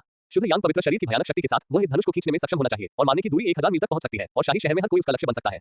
और किसी की हत्या करने के बाद आप खुद को उजागर किए बिना ऐसा कर सकते हैं। राहत महसूस करने के बाद जियो हे खड़ा हो गया। मास्टर क्वान, आइए मुझे इंपीरियल हॉर्स डिपार्टमेंट ले चलिए। और सभी, हालांकि मेरा इंपीरियल अस्पताल बुरे लोगों से बना है जो कमजोर है और केवल स्केल पेल पकड़ सकते हैं, वे खून के बिना नहीं है। आइए न्याय की तलाश के लिए इंपीरियल हॉर्स डिपार्टमेंट में मेरे साथ आइए। उनके शब्द इतने भावुक और उत्साहपूर्ण थे कि वहां उपस्थित बुजुर्ग लोग भी भावुक हो गए। मास्टर जियो बहुत शक्तिशाली हैं। चलो चलें। मुझे जीवन भर इंपीरियल अस्पताल में परेशान किया जाता रहा है। पिछली बार जब मैंने एक हिजड़े का इलाज किया था तो उसने कहा कि मैं उसकी बांझपन को ठीक नहीं कर सकता और मुझे थप्पड़ मार दिया। मैं इसका बदला लेना चाहता हूँ। मैं लंबे समय से इंपीरियल होस्ट डिपार्टमेंट के उन कमीनों को नापसंद करता रहा हूँ। पशु चिकित्सा महंगी है, लेकिन वे हमें पैसे देने में आनाकानी करते हैं। वे हमें लूटते हैं और हमें पैसे भी नहीं देते। पिछली बार मैंने 2 काले लोहे के जानवर देखे थे और उन्हें पैसे नहीं दिए थे। उन्होंने कहा कि मेरी दवा ने काले लोहे के जानवरों को संभोग करने से रोक दिया है। मैं भी। वे बहुत ज्यादा बदमाश हैं। उन्हें हमसे कम से कम 800,000 दाकियान सिक्के उधार लेने हैं। इतना। जियो हे वास्तव में चौंक गया। यह एक बहुत बड़ी संख्या थी, थोड़ी अतिशयोक्तिपूर्ण। यह इंपीरियल मेडिकल ब्यूरो में 7 या 8 वर्षों के सभी शाही डॉक्टरों के कुल वेतन के बराबर था। ये केवल लालच नहीं था, ये केवल इंपीरियल मेडिकल ब्यूरो को मनुष्य के रूप में नहीं मानना था। मास्टर जियो, चलो साथ चलते हैं। आप यहाँ हैं, इसलिए हमें डर नहीं है। जियाओ हे ने क्रोधित लोगों को देखा और महसूस किया कि वे अब और बर्दाश्त नहीं कर सकते। उसने अपनी बाहें उठाई और चिल्लाया, मेरे पीछे आओ। पिछला अध्याय। पुस्तक पृष्ठ। अगला अध्याय। अध्याय 29 मैं सिर्फ एक स्त्री रोग विशेषज्ञ हूँ। अध्याय 29 मैं सिर्फ एक स्त्री रोग विशेषज्ञ हूँ। झांग क्वान शाही अश्व विभाग में एक छोटा कप्तान था जिसके अधीन 50 लोग थे। हालांकि वह महल में था, फिर भी वह एक निम्न स्तर का व्यक्ति था। लेकिन निम्न वर्ग में इसे पहले से ही उच्च माना जाता है। उन शक्तिहीन खोजों, महल की दासियों और यहाँ तक कि कुछ नए आए दिव्य रक्षकों को भी उसके साथ अच्छा व्यवहार करना पड़ा। इंपीरियल अश्व विभाग बहुत बड़ा है, जिसमें कुल हजारों लोग काम करते हैं और इसे बिखरे हुए तरीके से प्रबंधित किया जा सकता है। उनके छोटे से अस्तबल में 1000 से अधिक काले लोहे के जानवर और 10 से अधिक लाज वाला घोड़े थे। इस छोटे से स्थान पर वह एक स्थानीय सम्राट की तरह दबंगई से काम करता था और जब वह कप्तान से मिलता था तो उसके साथ बराबरी के स्तर पर बातचीत करता था। कप्तान ने सिर हिलाया और सिर झुकाया। जहां तक इंपीरियल मेडिकल ब्यूरो के शाही डॉक्टरों की बात है, उनकी नजर में वे गुलामों से अलग नहीं थे और उन्हें जब चाहे धमकाया जा सकता था। मास्टर झांग, डोंगसिजू के काले लोहे के जानवरों को फिर से उल्टी और दस्त होने लगे हैं। एक अधीनस्थ घबराकर दौड़ता हुआ आया। झांग क्वान ने दुखी होकर अपने हाथ से शराब का गिलास नीचे रख दिया। जल्दी क्यों कर रहे हो? चलो इंपीरियल अस्पताल के लोगों को बुलाते हैं कि वे आकर देख ले। लेकिन हमने आज सुबह उन्हें भुगतान नहीं किया है, इसलिए मुझे डर है कि वे भुगतान करने को तैयार नहीं होंगे। उनकी हिम्मत है, अगर वे नहीं आएंगे तो उन्हें परिणाम भुगतने होंगे। कमजोर शाही डॉक्टरों का एक समूह कुछ भी नहीं है। लेकिन अचानक कोई दूर से खबर देने आया, मास्टर झांग, कुछ बुरा हुआ है। कोई परेशानी खड़ी कर रहा है। कौन? झांग क्वान चौंक गया। क्या ये हो सकता है कि उसके भ्रष्टाचार का पता चल गया हो? यह शाही डॉक्टरों का समूह था। उन्होंने वांगेमेजी और झांग टाई को पीटा। हम उन्हें रोक नहीं सके। उन्होंने कहा कि अगर हमने पिछले हिसाब किताब नहीं चुकाए तो वे आज हमें बस कर देंगे। शाही डॉक्टरों का एक समूह। मुझे लगता है कि वे इतने साहसी हैं कि वे मेरे सामने जंगली हरकतें करने की हिम्मत कर रहे हैं। लियू शी मरना चाहता है। नहीं सर, आप इतने व्यस्त हैं कि आपको पता ही नहीं कि इंपीरियल अस्पताल के निदेशक को बदल दिया गया है। लियू शी मर चुका है। झांग क्वान ने जब ये सुना तो वह और भी जोर से हंसा। तो आप एक नए अधिकारी हैं। मेरे पीछे आइए। आपको आखिरी बार अभ्यास किए हुए काफी समय हो गया है। अब आप यहाँ हैं। अस्पताल के प्रवेश द्वार पर शाही डॉक्टरों का एक समूह खतरनाक अंदाज में खड़ा था। उनके सामने 30 से ज्यादा घुड़दौड़ प्रबंधक खड़े थे। सभी के चेहरों पर चोट के निशान थे और वे नेता शियाओ हे की ओर भय से देख रहे थे। तभी पीछे से शोर मचा और किसी ने चिल्लाकर कहा कि लॉर्ड झांग आ रहे हैं। ये लोग पुनः युवा हो गए हैं। मास्टर झांग, कृपया न्याय की मांग करें। ये शाही डॉक्टर पागल हैं। उन्होंने मुझे पीटा। मैं अब और सुन नहीं सकता। लॉर्ड झांग, कृपया मेरा बदला लें। झांग क्वान भीड़ के बीच से निकलकर इधर-उधर देखने लगा। उसके 1 दर्जन से ज्यादा आदमी घायल हो गए थे। कई शाही डॉक्टर दाईं ओर अस्पताल में खड़े थे। ब्लैक आयरन बीस्ट के कुंड में कुछ खोज रहे थे। शाही चिकित्सक अचानक चिल्लाया, सर जियो, काले लोहे के जानवरों के लिए भोजन समाप्त हो गया है। यदि वे इसे खाते हैं तो काले लोहे के जानवर निश्चित रूप से बीमार हो जाएंगे। यहाँ के दूल्हे निश्चित रूप से भ्रष्ट हैं और उन्होंने देशद्रोह किया है। जियो हे आगे बढ़ा और झांग क्वान से 5 मीटर की दूरी पर आया। मैं देख रहा हूँ कि तुम झांग क्वान हो। तुम देख सकते हो कि मेरे सभी भाई बूढ़े, कमजोर और विकलांग हैं और मैं एक स्त्री रोग विशेषज्ञ हूँ जिसके पास कोई विशेष कौशल नहीं है। मैं केवल कुछ चिकित्सा कौशल जानता हूँ। यदि तुम मेरे साथ पिछले खातों का निपटान नहीं करते हो तो मुझे नहीं पता कि मैं एक दिन इस अस्पताल में समाप्त हो चुकी और नकली सामग्री का रहस्य उजागर करूंगा या नहीं। हालांकि जियाओ हे के शब्दों ने शाही अश्व विभाग के लोगों को चिंतित नहीं किया। इसके बजाय वे हंस पड़े, क्योंकि यह भ्रष्टाचार सिर्फ उनका दोष नहीं है, बल्कि इसमें सभी स्तरों पर कई संस्थाएं शामिल हैं। क्या आप अस्पताल के नए निदेशक हैं? इंपीरियल मेडिकल ब्यूरो वास्तव में अधिक से अधिक जीवंत होता जा रहा है। बुरे लोगों का एक समूह कार्यालय में नहीं है और एक युवा लड़के को, जो अभी बड़ा भी नहीं हुआ है, आदेश देने के लिए अंदर आने दिया। आपका नाम जियाओ हे है ना? झांग क्वान ने अपना हाथ हिलाया। उसके साथ आए 20 से अधिक लोगों ने शियाओ हे और अन्य शाही डॉक्टरों को घेर लिया। जियो हे ने देखा कि ये सभी लोग 8वें स्तर के मास्टर थे और वह थोड़ा आश्चर्यचकित हुआ। लेकिन ये केवल इंपीरियल होस्ट डिवीजन है। दिव्य रक्षक के अधिकांश सैनिक 8वें या 9वें स्तर पर हैं और केवल कुलीन ही लिंगताई क्षेत्र में है। जियो हे के पक्ष के अधिकांश शाही चिकित्सक 5वें या 6वें स्तर पर थे और कुछ तो इससे भी नीचे थे। लियू शी ने पहले भी हमारा मुफ्त इलाज किया था, लेकिन तुमने मुझसे पैसे वसूलने की हिम्मत की। मेरी राय में तुम्हें पहले कभी सजा नहीं मिली है। मैं तुम्हें एक मौका दूंगा। घुटने टेको, मेरे सामने झुको और माफी मांगो। तुम आज ही जा सकते हो, वरना बूम। इससे पहले कि झांग क्वान अपनी बात पूरी कर पाता, उसकी दृष्टि धुंधली हो गई और उसे चक्कर आने लगा। इससे पहले कि वह कुछ कर पाता, उसे पेट में दर्द महसूस हुआ और फिर उसका पूरा शरीर हवा में तैरने लगा। इससे पहले कि वह उठ पाता, उसे एक बहुत बड़ी ताकत ने जमीन पर पटक दिया। पफ, जब झांग क्वान को होश आया तो वह पहले से ही गंभीर रूप से घायल हो चुका था, खून थूक रहा था और अब उसके पास वापस लड़ने की ताकत नहीं थी। जब उसने अपनी आंखें खोली तो उसने देखा कि जियो हे एक पैर उसकी छाती पर रखे हुए उसकी ओर देख रहा था। नहीं तो क्या, झांग क्वान ने 2 बार खांसी की। उसका दिल बहुत सदमे में था। वह एक लिंगताई भिक्षु था, लेकिन उसे बिना किसी प्रतिरोध के तुरंत मार दिया गया। यह नया शाही चिकित्सक कौन था? और वह एक शक्तिशाली पृष्ठभूमि वाला और निडर लग रहा था। तुम्हारी हिम्मत कैसे हुई मुझे चोट पहुंचाने की? यह इंपीरियल होस्ट डिवीजन है। क्या मैं तुम्हें सुन नहीं पा रहा? तुम्हारी हिम्मत कैसे हुई यह कहने की कि मैं मर चुका हूं? लानत है। जियो हे ने फिर से उस पर कदम रखा, जिससे झांग क्वान की कई पसलियां टूट गईं। वह इतना दर्द में था कि वह चिल्ला भी नहीं सका। जियाओ हे ने चारों ओर देखा। तुमने देखा, वह वही था जिसने मुझे डांटा था और कहा था कि मेरी मां मर चुकी है। अगर कोई तुम्हारी मां का अपमान करे तो क्या तुम नाराज नहीं होगे? और मैं तो सिर्फ एक स्त्री रोग विशेषज्ञ हूं, इतना आक्रामक क्यों हो रहा हूं? आसपास मौजूद शाही अश्व विभाग के लोग पहले से ही भयभीत थे और अपना सिर हिला रहे थे। अभी उन्होंने केवल जियो हे की आकृति को चमकते हुए देखा और एक पल में उनके बॉस झांग क्वान को जमीन पर गिरा दिया गया। आप अभी कहते हैं कि आप स्त्री रोग विशेषज्ञ हैं। मास्टर झांग, हमारे पिछले खातों में कुल 80 डाकियान सिक्के थे। हमारे इंपीरियल अस्पताल में सभी रिकॉर्ड हैं। ब्याज और मेरे भाई की आपके द्वारा पिटाई के लिए चिकित्सा व्यय सहित कुल 1.1 मिलियन डाकियान सिक्के हैं। कृपया इसे सौंप दें। झांग क्वान इस समय भी जिद्दी था। हालांकि वह बहुत दर्द में था, लेकिन जियो हे की किस्मत में उसे मारने की हिम्मत नहीं थी। हाँ, 10 लाख, तुम सपना देख रहे हो, पैसे की कोई अवधारणा है तुम्हें? हिम्मत है तो मुझे मार डालो। सब लोग, वो वही था जिसने ये प्रस्ताव रखा था। क्या आपने सुना? जियो हे ने पीछे देखा। सभी शाही डॉक्टरों ने सिर हिलाया। मैंने सुना है कि वह वही था जिसने मास्टर जियो से उसे मारने के लिए कहा था। ऐसी स्थिति में उसे वापस ले लो। जियो हे ने झांग क्वान के पैर खींचे और जाने वाला था।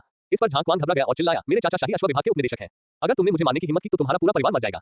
किसने कहा कि मैंने तुम्हें मारा? लॉर्ड झांग को मुझसे, जो कि एक स्त्री रोग विशेषज्ञ है, लड़ते समय दुर्घटनावश चोट लग गई। मैंने जांच की और पाया कि यह एक पुरानी बीमारी का फिर से उभरना था। यह एक गंभीर बीमारी थी। दुर्भाग्य से मैं एक स्त्री रोग विशेषज्ञ हूं, आंतरिक चिकित्सक नहीं, इसलिए मैंने समय पर उसका इलाज नहीं किया। अंत में लॉर्ड झांग दर्द से मर गया। चूंकि यह बीमारी संक्रामक है, इसलिए हमारे इंपीरियल अस्पताल को विश्व फैलने से रोकने के लिए शव को जलाना पड़ा। जियाओ हे के शब्दों ने शाही डॉक्टरों को बार-बार अपना सिर हिलाने पर मजबूर कर दिया। ये बहुत बढ़िया था, लेकिन शाही अश्व विभाग के लोगों के कानों में यह एक राक्षस की तरह लग रहा था, जिससे उनकी पीठ पर ठंडा पसीना आ रहा था और उनके सिर में झुंझुनी हो रही थी। झांग क्वान को शुरू में अभी भी कुछ उम्मीद थी, लेकिन इस ऑपरेशन के बारे में सुनने के बाद उसने अपना आत्मविश्वास खो दिया। क्या इस इंपीरियल अस्पताल में इस तरह खेलना संभव है? अगर वे महत्वपूर्ण लोगों को ठीक करने में विफल रहते हैं तो इन शाही डॉक्टरों को मौत की सजा दी जा सकती है। लेकिन अगर वे निम्न वर्ग को ठीक करने में विफल रहते हैं तो कोई परवाह नहीं करेगा। रुको, हम इस पर बात कर सकते हैं। झांग क्वान जमीन पर पड़ा था, संघर्ष कर रहा था और अपने हाथ हिला रहा था। पैसे वापस करो। जियो हे ने अपना हाथ आगे बढ़ाया। उसके यहाँ आने का उद्देश्य पैसे मांगना था। पिछला अध्याय। पुस्तक पृष्ठ। अगला अध्याय। अध्याय 30 आश्चर्य क्या है? अध्याय 30 आश्चर्य क्या है? अध्याय 30 आश्चर्य क्या है? अध्याय 30 आश्चर्य क्या है? झांग क्वान के चेहरे पर कड़वाहट थी। भाई मैं वास्तव में 10 लाख से अधिक खर्च नहीं कर सकता। हमने वर्षों में बहुत खर्च किया है, इसलिए हमारे पास ज्यादा कुछ नहीं बचा है।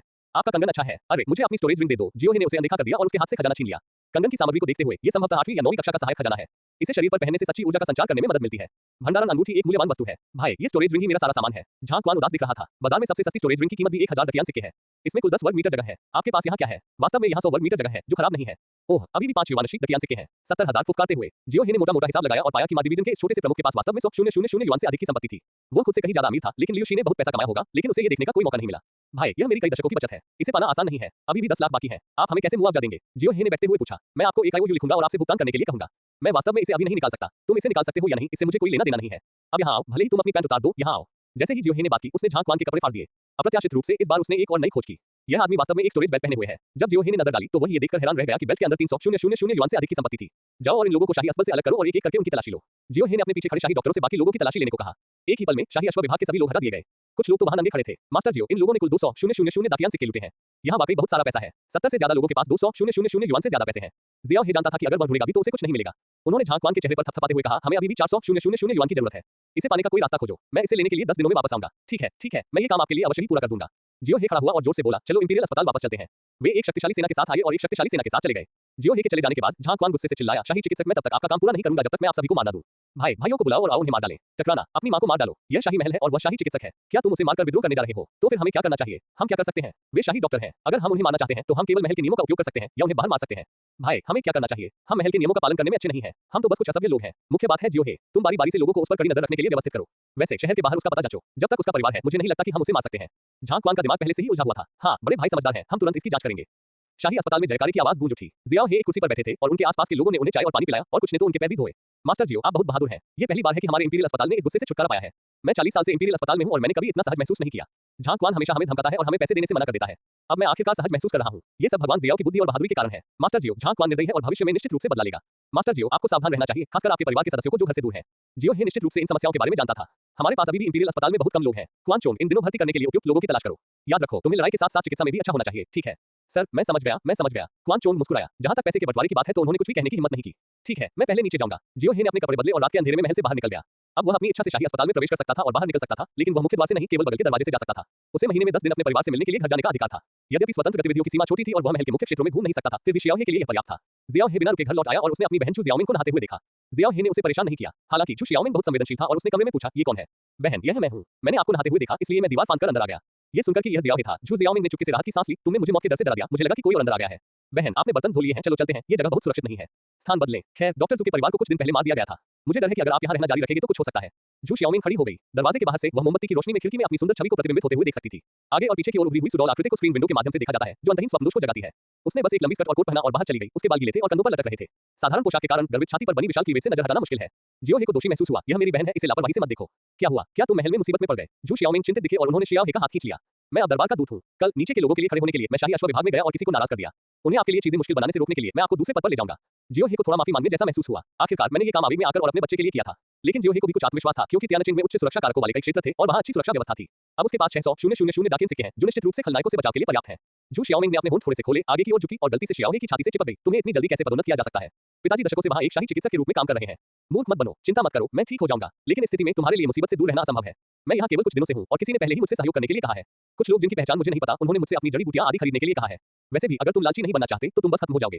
ये बहुत परेशानी वाली बात है। झू जियाओमिंग ये सुनकर खुश नहीं हुआ, बल्कि चिंतित दिखाई दिया। यह अच्छी बात है कि तुम्हें पदोन्नति मिल रही है और तुम अमीर हो रही हो, लेकिन जोखिम भी अधिक है। मैं बस यही चाहता हूं कि तुम सुरक्षित और स्वस्थ रहो और हर महीने तुमसे मिल सको। झू जियाओमिंग की आंखें थोड़ी लाल थीं। उदास सुंदरता पुरुषों को सबसे अधिक प्रिय होती है। इससे भी बढ़कर वो मेरी बहन है जो दिन रात मेरे साथ रहती है और हर संभव तरीके से मेरा ख्याल रखती है। इसके अलावा वे रक्त संबंधी नहीं थे और इस अस्पष्ट रिश्ते ने जियो हे को थोड़ा उदास महसूस कराया। ये देखकर जियो हे का दिल नर्म हो गया और उसने झू जियाओमिंग की आंखें पोंछने के लिए अपना हाथ उठाया।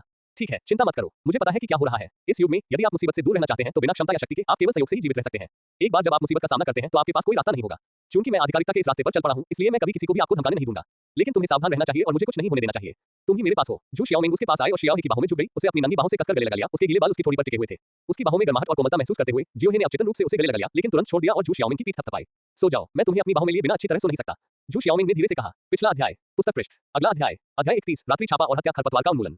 अध्याय 31, रात्रि छापा और हत्या खरपतवार का उन्मूलन। पहले तुम सो जाओ, मैं आज रात पिताजी से मिलने जाऊंगा। ठीक है, तुमने बहुत दिनों से अपने पिता को श्रद्धांजलि नहीं दी है।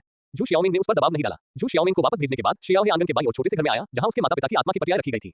हालांकि वह उसके जैविक पिता नहीं थे, फिर भी जियो हे ने आगे बढ़कर हाथ हिलाया।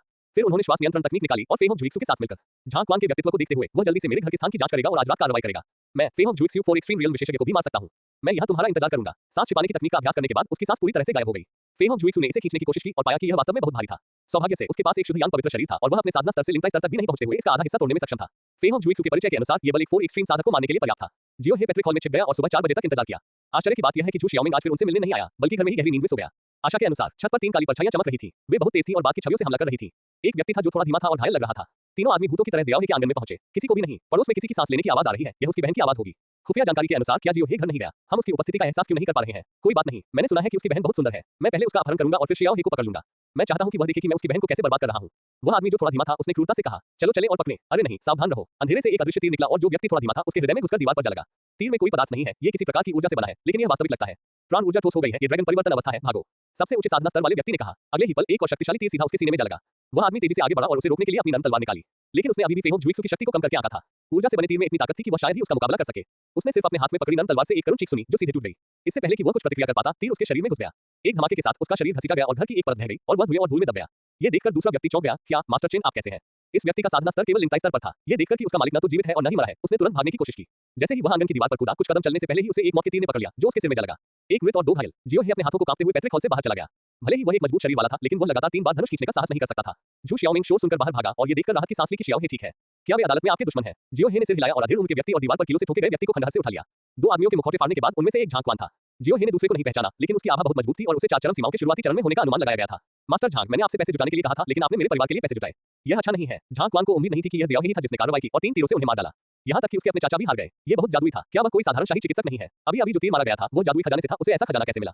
उसके मन में अनगिनत सवाल घूम रहे थे, लेकिन जियो हे ने उसे सोचने का समय नहीं दिया। उसकी गर्दन पकड़ो, बताओ तुम्हारा घर कहाँ है? झांग क्वान का दिल बैठ गया। इस आपदा का असर मेरे परिवार पर मत पड़ने दीजिए। सर शियाओ, कृपया इसे ज्यादा दूर मत ले जाइए।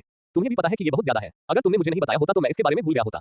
मैं अपने परिवार का ख्याल रखना भी भूल गया। ली यूलियांग की मृत्यु के बाद जियो हे अपने परिवार के सदस्यों के बारे में लगभग भूल गया। इस युग में यदि आप समस्या का मूलतः उन्मूलन नहीं करते तो आप मुसीबत को आमंत्रित कर रहे हैं। मास्टर जियो, आपके और मेरे बीच की दुश्मनी में मेरे परिवार को शामिल करने की कोई आवश्यकता नहीं है। क्या मुझे मार देना आपके लिए पर्याप्त नहीं है? अगर तुम मुझे नहीं बताते तो भी कोई बात नहीं, मैं धीरे-धीरे जांच करूंगा। जियो हे ने उसके चेहरे पर जोरदार तमाचा मारा, उसे पछताने या दया की भीख मांगने का मौका भी नहीं दिया। झांग क्वान गिर गया। एक और अधीर उनका आदमी जमीन पर गिर पड़ा, हिलने में असमर्थ अपने भतीजे को मरता हुआ देख रहा था। उसे पता था कि उसका अंत अच्छा नहीं होगा, लेकिन फिर भी वह चुपके से हमला करना चाहता था और मौत तक लड़ना चाहता था। लेकिन जैसे ही वह आगे बढ़ा, जियो हे ने उसे पकड़ लिया और उसके अंत तोड़ दिए। जियो हे को अपनी भंडारण अंगूठी से एक टोकन मिला। आप वास्तव में इंपीरियल होस्ट डिपार्टमेंट के उपनिदेशक हैं, 5वें रैंक के अधिकारी हैं। अब जब तुम्हें पता है कि तुम मुझे मारकर शाही दरबार द्वारा नियुक्त एक अधिकारी की हत्या कर रहे हो, तो तुम मुझे जाने क्यों नहीं देते? तियानजेन उपनिदेशक, आपका शाही अश्व विभाग भ्रष्ट है। अगर मैं कुछ खास लोगों को इसकी सूचना दूं तो यह एक बड़ी उपलब्धि होगी और कई लोगों को नीचे भी ला देगी।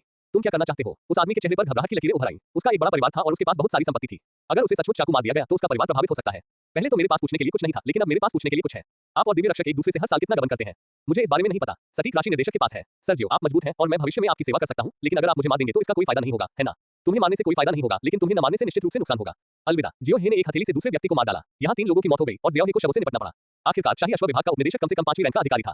तीनों लोगों के शवों से निपटने में आधा घंटा लग गया और जियो हे का घर पर सोने का कोई इरादा नहीं था। जू जियाओमिंग को इस क्षेत्र से दूर खींचो। ये कहना अजीब है, लेकिन इस बार या पिछली बार कोई भी मुकाबला देखने नहीं आया। ऐसा लग रहा था कि चुप रहना, बात न करना, ज्यादा न देखना और ज्यादा न बोलना यहाँ एक तरह की आम सहमति बन गई थी। यह अप्रत्यक्ष रूप से दाकियान अधिकारियों की विकृत प्रणाली को भी दर्शाता है। शाम के समय तियानचेन की सड़कों पर बहुत कम लोग थे और सड़क के किनारे लालटेन के अलावा कोई अन्य रोशनी नहीं थी। रेस्तरां में आओ। जियो हे ने जू शियाओमिंग को दुकान में खींच लिया। सो रहा वेटर भी जाग गया और अनिच्छा से जियो हे को ऊपर ले गया। सर, आप अपनी चाय खुद बनाइए, मैं सोने जा रहा हूँ। घर में प्रवेश करने के बाद जियो हे ने जू शियाओमिंग से कहा, मैं थोड़ी देर के लिए बाहर जा रहा हूँ। ठीक है, क्या यह अंत है? जू शियाओमिंग समझ गया कि शियाओ हे ली यूलियांग के परिवार को मारने की तैयारी कर रहा था। जियो हे ने सिर हिलाया और चुपचाप कमरे से बाहर चला गया। जियाओ हे को वापस गायब होते देख जू जियाओमिंग ने बड़बड़ाते हुए कहा, तुम आखिरकार बड़े हो गए हो। जियो हे सुबह होने तक वापस नहीं आया क्योंकि ली यूलियांग का घर बहुत दूर था। जब वह वापस आया तो वह बहुत उदास दिख रहा था और यह स्पष्ट था कि वह पूरे परिवार को नष्ट करने जैसी चीजों का आदी नहीं था। ये देखकर कि जू शियाओमिंग पूरी रात सोई नहीं थी, शियाओ हे ने सफाई की और पूछा, क्या तुम्हें भूख लगी है? हमने लंबे समय से बाहर बंस और नाश्ता नहीं खाया है। ठीक है, थोड़ा सा। जू शियाओमिंग ने पूरी प्रक्रिया के दौरान ज्यादा कुछ नहीं पूछा या कहा। हालांकि उसे अपना मूल घर छोड़ने के लिए मजबूर किया गया था, लेकिन उसे कोई शिकायत नहीं थी। मैं बस जियाओ हे की हालत को लेकर थोड़ा चिंतित था। तुमने उन महिलाओं और बच्चों को मार डाला। मुझे चिंता है कि भविष्य में तुम्हारे दिल में कोई शैतान पैदा हो जाएगा। कोई बात नहीं, मैंने खुद को यह विश्वास दिलाया कि हालांकि मैंने महिलाओं और बच्चों को नहीं मारा, लेकिन वे महिलाएं बच्चे नहीं थी और वे बच्चे महिलाएं नहीं थे। क्या ये पर्याप्त नहीं है? जू शियाओमिंग एक पल के लिए समझ ही नहीं पाया कि क्या कहे। ऐसा लग रहा था कि उसकी चिंताएं बेवजह थी। जैसे ही सूरज उगता है, लोग व्यस्त होने लगते हैं और शहर का माहौल अत्यंत उत्साहपूर्ण हो जाता है। सुबह सुबह लोग खुश होते हैं। जब वे नीचे जाते हैं तो उन्हें बाईं तरफ स्टीम्ड बन और नूडल की दुकानों की कतारें दिखाई देती हैं। मैं किस दुकान के मिनी साइज बंस खाना चाहता हूँ? जू शियाओमिंग ने बाईं ओर एक दुकान की ओर इशारा किया। दुकान का आकार 10 वर्ग मीटर से ज्यादा है। दरवाजे से भाप निकल रही है। दरवाजे पर 3 छोटी-छोटी मेजें हैं और वहाँ बहुत से लोग बन खरीदने के लिए कतार में खड़े हैं। 3 लोगों का एक परिवार रोटी की दुकान में इधर-उधर भागने में व्यस्त था। जियो हे ने जू शियाओमिंग को अपनी ओर खींचा। जू शियाओमिंग ने सादे कपड़े पहने हुए थे, लेकिन फिर भी उनकी शानदार उपस्थिति ने सभी का ध्यान आसानी से आकर्षित कर लिया। मालिक, मुझे 2 टोकरी भाप से पकी हुई रोटी, 2 कटोरी दलिया और 1 प्लेट अचार वाली सरसों दे दीजिए।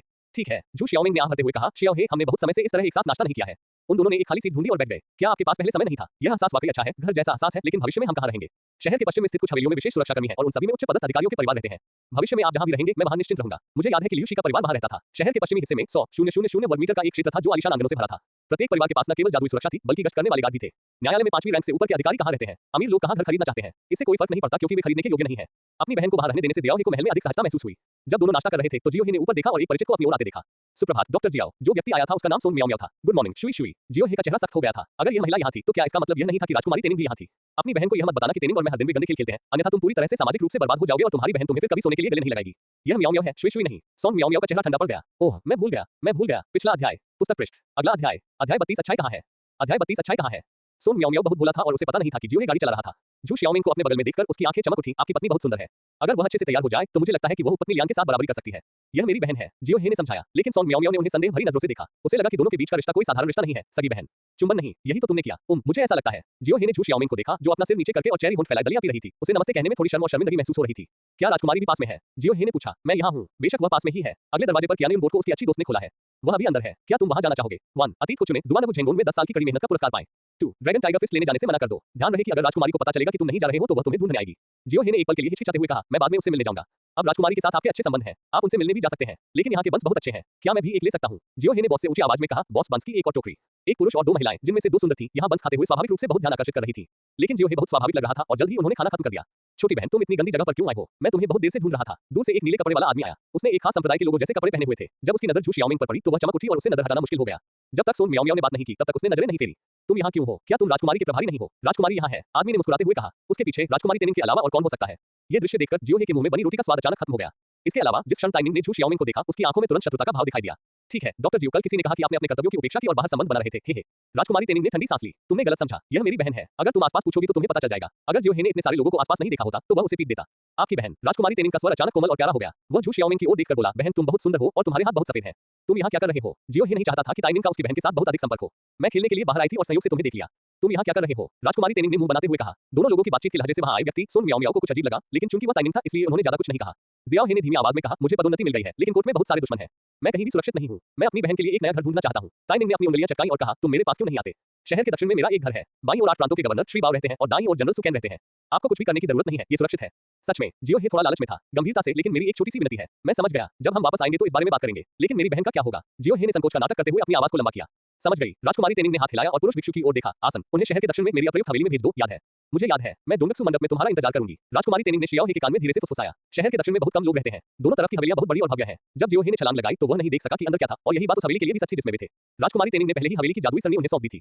अब से तुम यही रहोगे। ये वाकई सुरक्षित है। मुझे भी राहत महसूस हो रही है। जियो हे ने इसे स्वाभाविक रूप से स्वीकार कर लिया। ये सब उसकी अपनी मेहनत और ताकत से कमाया गया था। मुझे तेनिंग की अच्छी सेवा करने के लिए बाद में डोंगक्सू पवेलियन जाना होगा। लेकिन जियो हे को ऐसा महसूस हुआ जैसे वह एक बत्तख बन गया था। नहीं, मैं तो मुफ्त में खा रहा हूँ। जियो हे, क्या तुम्हें उस राजकुमारी से खतरा है? जू शियाओमिंग थोड़ा चिंतित था। चिंता मत करो, मैं ठीक हूँ। मैं इस बात पर मुख्य रूप से इसलिए सहमत हुआ क्योंकि यहाँ सुरक्षित है। राजकुमारी और मेरे बीच बहुत अच्छे संबंध हैं। उसने मुझे ये घर उधार दिया है, दिया नहीं है। इसके अलावा उसके पास कई घर हैं, इसलिए एक ज्यादा या एक कम होने से कोई फर्क नहीं पड़ेगा। जियो हे, मैं बस उम्मीद करता हूँ। जू शियाओमिंग बोलने में झिझक रहा था। किस बात की आशा है? ओह कुछ नहीं। जब जियाओ हे कुछ कहने ही वाला था तो उसके बगल में खड़ा पुरुष साधक बोल उठा, मास्टर जियाओ, राजकुमारी आपको आने के लिए कह रही है। जियाओ हे के पास जियाओमिंग से अनिच्छा से अलग होने के अलावा कोई विकल्प नहीं था। सौभाग्य से उसकी बहन सुरक्षित थी। वो उस पुरुष साधक का पीछा करते हुए डोंगक्सू मंडप तक गया जिसके बारे में संदेह था कि वह सोंग मियाओ मियाओ के ही संप्रदाय से था।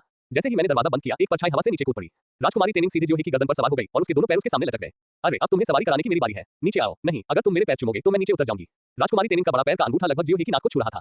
तुमने ये कहां से सीखा? अगर तुम नीचे नहीं आए तो मानो या न मानो मैं तुम्हें पकड़ लूंगा और अभी सजा दूंगा। नहीं, मैंने सुना है कि एक आदमी एक लड़की के पैर चूमने से उसके प्रति अपने प्यार को दर्शाता है। क्या तुम मुझसे प्यार नहीं करते और सिर्फ मेरे साथ खेलना चाहते हो? राजकुमारी तेनिंग ने अपने पैरों से जियाओ हे के सिर को कसकर जकड़ लिया। चुंबन है ना, मैं तुम्हें मुझे चूमने दूंगा। जियो हे ने ताइनिंग के पैर पकड़ लिए और उन्हें पागलों की तरह रगड़ना शुरू कर दिया। Dot dot dot dot dot dot dot dot dot dot. जल्द ही उन दोनों ने इधर-उधर खेलने की बजाय दूसरी शैली अपना ली। इस दौरान डाकियान पैलेस कियानतियान पैलेस में ली चेनेक्सुआन ने अभी सुबह का दरबार खत्म किया था। अधिकांश मंत्री पहले ही अपना पद वापस ले चुके हैं। केवल कुछ डाकियान दिग्गज ही हॉल में खड़े रह गए थे जो सम्राट के निर्णय की प्रतीक्षा कर रहे थे। ली चेनेक्सुआन ने मेज पर रखे स्मारक को देखा और संदेह से नपुंसकवान को देखा। हाल ही में क्या हो रहा है? इंपीरियल अस्पताल के इतने सारे लोग क्यों मर रहे हैं? और वे सभी आकस्मिक मौतें थी। इसके अलावा इंपीरियल हॉर्स डिपार्टमेंट के 3 लोग कल रात मर गए। वे इंपीरियल अस्पताल के परिवार के सदस्यों के वार्ड के दरवाजे पर क्यों थे? नपुंसकवान ने सच्चाई से बताया, ये सभी मौतें सत्ता और लाभ के लिए संघर्ष में एक दूसरे को चोट पहुंचाने के कारण हुई हैं। मैं ये नहीं पूछ रहा हूं, लेकिन इस साल इंपीरियल हॉर्स एडमिनिस्ट्रेशन के खर्च के लिए 300 मिलियन डाकियन सिक्कों की आवश्यकता क्यों है, जो पिछले साल की तुलना में 20 मिलियन अधिक है? हालांकि हमारी दिव्य रक्षक सेना और ईश्वर दमन प्रशासन को मजबूत नहीं किया गया है। ये पैसा कैसे खर्च किया जा रहा है? ली चेनेक्सुआन की आवाज धीमी थी और दर्शकों में से कई लोगों ने स्पष्ट रूप से उसकी नाराजगी देखी। बाईं ओर सफेद दाढ़ी वाले एक बूढ़े व्यक्ति जिसकी आंखें चील की तरह तेज थीं, ने मधुर आवाज में कहा, महाराज, इस साल उत्तर में ठंड के मौसम और अधिकांश खाद्य पदार्थों की कमी के कारण लागत बहुत अधिक है और बीमारियों की संख्या में वृद्धि हुई है। इंपीरियल अस्पताल ने रॉयल हॉर्स गार्ड्स की कई बार मुफ्त में मदद की है। ओह, प्रधानमंत्री काओ भी छोटे शाही अस्पताल के बारे में चिंतित है। ली चेनेक्सुआन ने अपनी आंखें बंद करके और अपने सिर को अपने हाथों से सहारा देते हुए पूछा। प्रधानमंत्री काओ ने शांतिपूर्वक कहा, महाराज, मुझे 5 महीने पहले शाही अश्व विभाग के खर्च पर संदेह हुआ था, इसलिए मैं जांच करने गया था। प्रधानमंत्री काओ विचारशील है। ली चेनिक्सवान ने सिर हिलाया। यूनुचवान, जाकर डीन लियू को बुलाओ, मैं उनसे व्यक्तिगत रूप से पूछूंगा। नपुंसकवान ने उन्हें याद दिलाया, महाराज, इंपीरियल अस्पताल के निदेशक को बदल दिया गया है। क्या आप भूल गए हैं? बदला हुआ कौन है? महाराज, क्या आप शाही चिकित्सक जी को भूल गए हैं, जिन्होंने कुछ समय पहले होश और से वापस आने पर आपकी बहुत अच्छी तरह से रक्षा की थी? ली चेनिक्सवान को अचानक एहसास हुआ, ये वही है, मुझे याद है, उसने कॉन्सुबल लियान के साथ बहुत अच्छा काम किया था।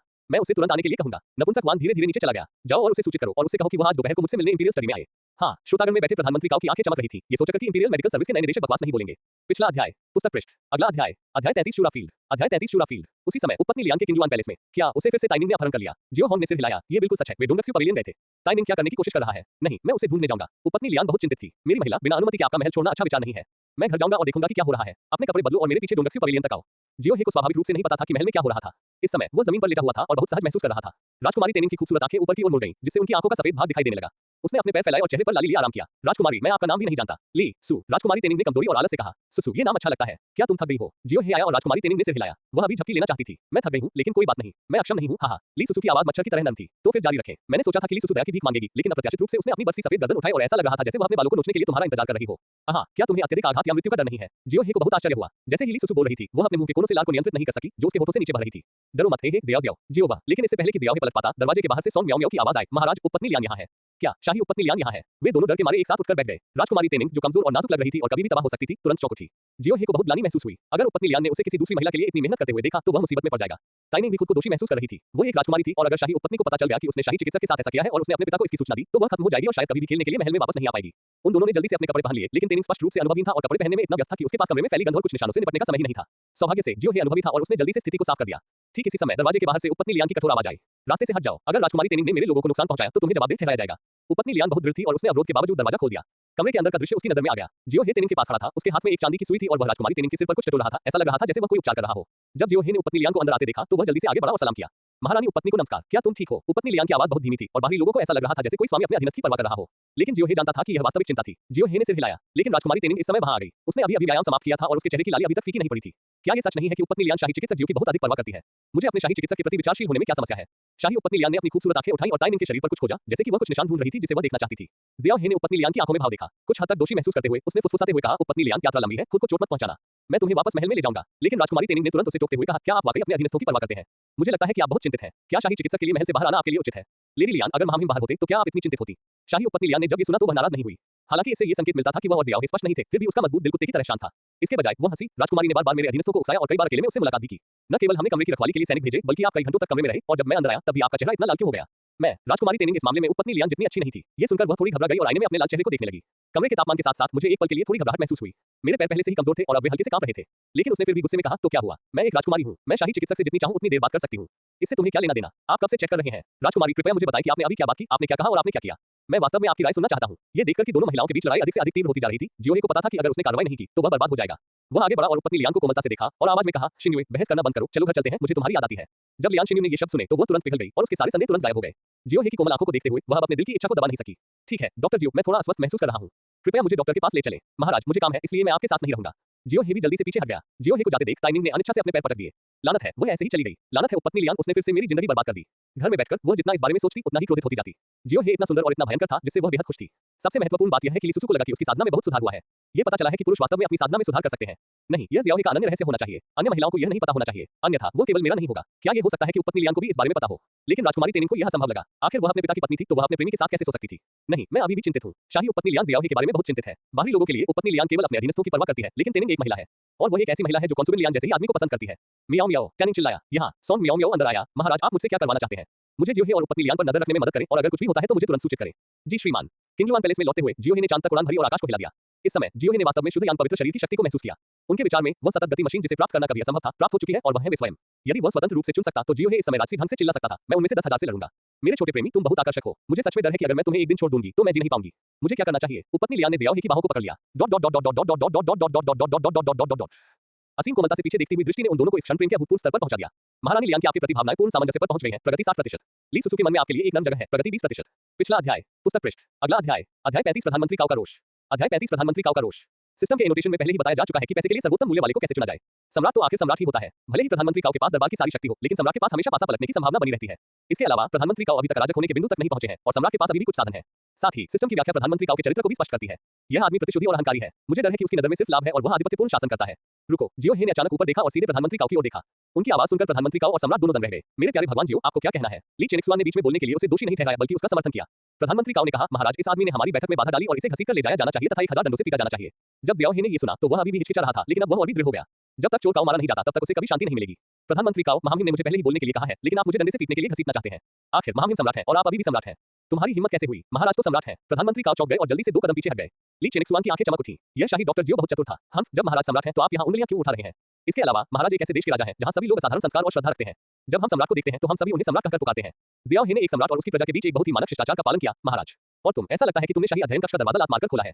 क्या तुम सम्राट से मिलने जा रहे हो? जो लोग नहीं जानते वे सोचेंगे कि तुम विद्रोह कर रहे हो। तुम्हारी आवाज के लहजे से पता चलता है कि तुम सम्राट पर भरोसा करते हो। ये स्पष्ट है कि तुम महामहिम को गंभीरता से नहीं लेते। मुझे लगता है कि तुम राजा के कानून का अनादर कर रहे हो, राजद्रोह का अपराध कर रहे हो और सम्राट को धोखा दे रहे हो। प्रधानमंत्री काओ को लगा कि कुछ गड़बड़ है और उन्होंने तुरंत एक घुटने पर बैठकर धीमी आवाज में कहा, महाराज, ये खलनायक मतभेद पैदा करने की कोशिश कर रहा है। कृपया ऐसा न करें। कृपया उसे तुरंत सजा दें। मैं महामहिम के प्रति वफादार हूं और मुझे कोई दूसरा विचार नहीं है। लेकिन ली चेनिक्सुआन ने उसे कोई जवाब नहीं दिया। इसके बजाय उसने अपनी आंखों से जियाओ हे को जल्दी से बोलना जारी रखने का संकेत दिया।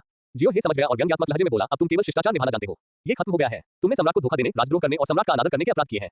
ये तुम्हारे सभी कुलों को मारने के लिए पर्याप्त है। कोई तो आओ, प्रधानमंत्री को गिलोटिन देकर उनका सिर कलम कर दो। जब जियो हे ने ये कहा तो कार्यक्रम स्थल के अंदर और बाहर मौजूद सभी अधिकारी चौंक गए। सौभाग्य से उन्होंने तुरंत कहा, इसे भूल जाओ। प्रधानमंत्री काओ ने डाकियान में कई योगदान दिए हैं, इसलिए उन्हें माफ कर दें। हालांकि आप मृत्युदंड से बच सकते हैं, लेकिन आप जीवित अपराध से नहीं बच सकते। मैं आपको आज गोमांस खाने की अनुमति नहीं देकर दंडित करूंगा। क्या बकवास है? प्रधानमंत्री काओ अपनी आंखों में आग उगलते हुए खड़े हो गए। महाराज, ये सम्राट को भी बताना है कि मैं बकवास कर रहा हूं या नहीं। जियाओ हे सम्राट के पास खड़ा था। प्रधानमंत्री काओ की आवाज इतनी भयावह थी मानो उन्हें एक विशालकाय टायरानोसॉरस रेक्स घूर रहा हो जो उन्हें कभी भी निगल सकता है। ली चेनिक्सुआन ने इस अवसर का लाभ उठाते हुए कहा, प्रधानमंत्री काओ, हम बेईमान घटना से निपटने के लिए सेना नहीं भेज सकते। राष्ट्रीय खजाना अब घाटे में है और हमें अब पैसे कमाने की जरूरत है। मैंने शाही अश्व विभाग में भ्रष्टाचार के बारे में सुना है और हमें इसकी गहन जांच करने की जरूरत है। आप पहले नीचे जाएं। महाराज, ये बातें। प्रधानमंत्री काओ थोड़े चिंतित थे। उन्हें अचानक पता चला कि स्थिति उलझ गई है। भगवान काओ, कृपया नीचे चले। मैं थक गया हूं। मेरे प्रिय, क्या ये संभव है कि मेरे शब्द प्रभावी नहीं है? ली चेनिक्सुआन ने धीमी आवाज में कहा और यहां तक कि उसके पीछे एक ड्रैगन छाया भी दिखाई दी। प्रधानमंत्री काओ की आंखें एक पल के लिए चमक उठी और वे कुछ कदम पीछे हट गए। मेरी हिम्मत नहीं है। मैं विदा लेता हूं। जाते समय उसने जियो हे को एक भयंकर नजर से देखा और उसकी आंखें उसे रसातल में खींचकर सीधे कुचल देना चाहती थी। सौभाग्य से जियाओ हे मजबूत था और उसने स्थिति को दबा दिया। जब उसकी दृष्टि स्पष्ट हुई तो प्रधानमंत्री काओ और उसके लोग गायब हो चुके थे। ओह, जियो हे ने राहत की एक लंबी सांस ली। दबाव अंततः गायब हो गया। डॉक्टर जियो, मैं भाग्यशाली हूं कि इस बार आप मेरे साथ हैं, अन्यथा ये काओ कुत्ता मुझे सेना भेजने के लिए मजबूर कर देता और तब तक मेरी ताकत उसके द्वारा थोड़ी कमजोर हो जाती। ली चेनिक्सुआन की आवाज पीछे से आई। वह सिंहासन पर वापस बैठ चुका था, लेकिन उसके माथे पर दुख छा गया था। महाराज, मैं केवल वही कर रहा हूं जो मुझे करना चाहिए। प्रधानमंत्री काओ बहुत आगे जा रहे हैं और वे महामहिम को बिल्कुल भी गंभीरता से नहीं लेते हैं। मैं चिंतित हूं, लेकिन इस चोर काओ की किस्मत अच्छी है और उसकी साधना पहले से ही मेरे लिए खतरा है। अब मेरी वापसी विफल होने के बाद उसने बार-बार दरबार में अन्य ताकतों को नष्ट कर दिया है। अब उससे निपटना मुश्किल है। इसके अलावा अगर उसके साथ कुछ हुआ तो डाकियान की राष्ट्रीय ताकत भी कम हो जाएगी। कुछ दुश्मन देश बेईमान पर लालच भरी नजर से नजर गड़ाए हुए हैं और आसपास अन्य जागीरदार राज्य भी हैं। अगर डाकियन स्थिर रहना चाहता है तो वह उसे छोड़ नहीं सकता। जियो हे ने सावधानीपूर्वक पूछा, महाराज, क्या इसका कोई समाधान नहीं है? फिलहाल नहीं। प्रधानमंत्री काओ का प्रभाव पूरी दुनिया में है। पूर्व में बर्बर लोग अब बड़े पैमाने पर हैं। इसका सारा श्रेय काओ परिवार को जाता है। इसके अलावा डाकियान के कई उत्पादन भी काओ परिवार पर निर्भर हैं। इसके अलावा उनके संबंध पूरे कोर्ट में हैं। अगर हम उन्हें छूते हैं तो हम कह सकते हैं कि हम अपने डाकियान की नींव को छू रहे हैं। ये सुनने के बाद जियाओ हे को लगा कि यह बेहद परेशानी वाली बात है। प्रधानमंत्री काओ की शक्ति इतनी भयानक थी, या ये कहा जा सकता है कि उनके काओ परिवार की शक्ति इतनी मजबूत थी कि वह डाकियान देश की नींव हिला सकती थी। जियो हे चुपचाप वहीं खड़ा रहा, चुपचाप ली चेनिक्सुआन के निर्देश का इंतजार करता रहा। निश्चित रूप से ली चेनिक्सुआन अपनी सीट पर लौट आया और एक फरमान लिखा। जियो हे, चूंकि आपने शाही अश्व विभाग की रिपोर्ट की है, लेकिन सबूत अपर्याप्त है और मैं शाही अश्व विभाग द्वारा भ्रष्टाचार का सबूत नहीं चाहता। मुझे उम्मीद है कि आप शाही अश्व विभाग और दिव्य रक्षकों के साथ उनके संबंधों की पूरी तरह से जांच कर सकते हैं। क्या आप समझते हैं कि मेरा क्या मतलब है? जियाओ हे, मैं समझता हूं। सम्राट स्पष्टता चाहते थे कि वह शाही अश्व विभाग के माध्यम से प्रधानमंत्री काओ के दिव्य रक्षक पर नियंत्रण को कमजोर कर दे। जियो हे को यकीन नहीं था कि दिव्य रक्षक सेना कितनी शक्तिशाली थी, लेकिन ये सेना वर्तमान में शाही शहर में सबसे बड़ी थी। इस सेना पर पूर्ण नियंत्रण करके ही तियानचिन को पूरी तरह से शाही सत्ता के हाथों में माना जा सकता है। दिव्य रक्षकों के 2 प्रमुख नेता हैं, पूर्व राजा और पश्चिम राजा।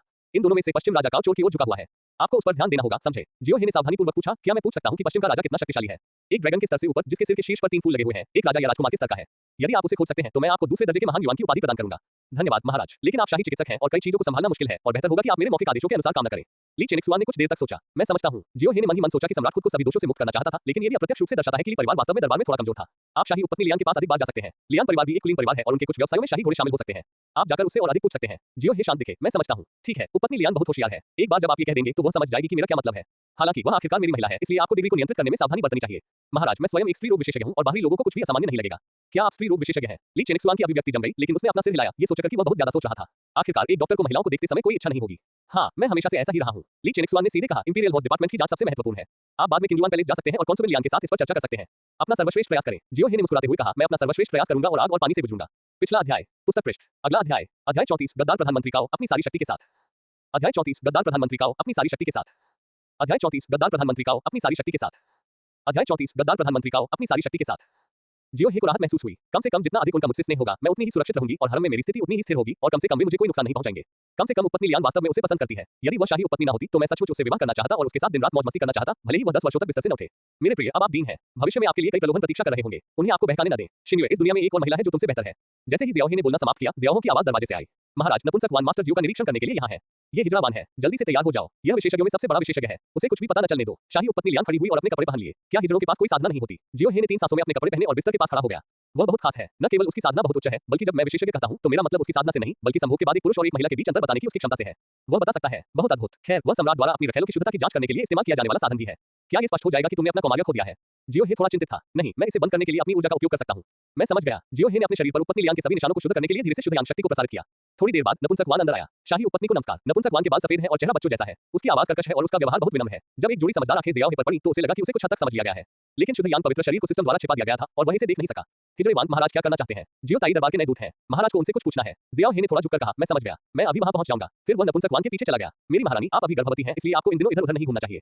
महाराज आपके स्वास्थ्य को लेकर बहुत चिंतित हैं। धन्यवाद महाराज। उपपत्नी लियांग ने थोड़ा झुककर प्रणाम किया। नपुंसक वान मुस्कुराया और सिर हिलाया, फिर अपना विष खिलाया और जाने के लिए मुड़ा।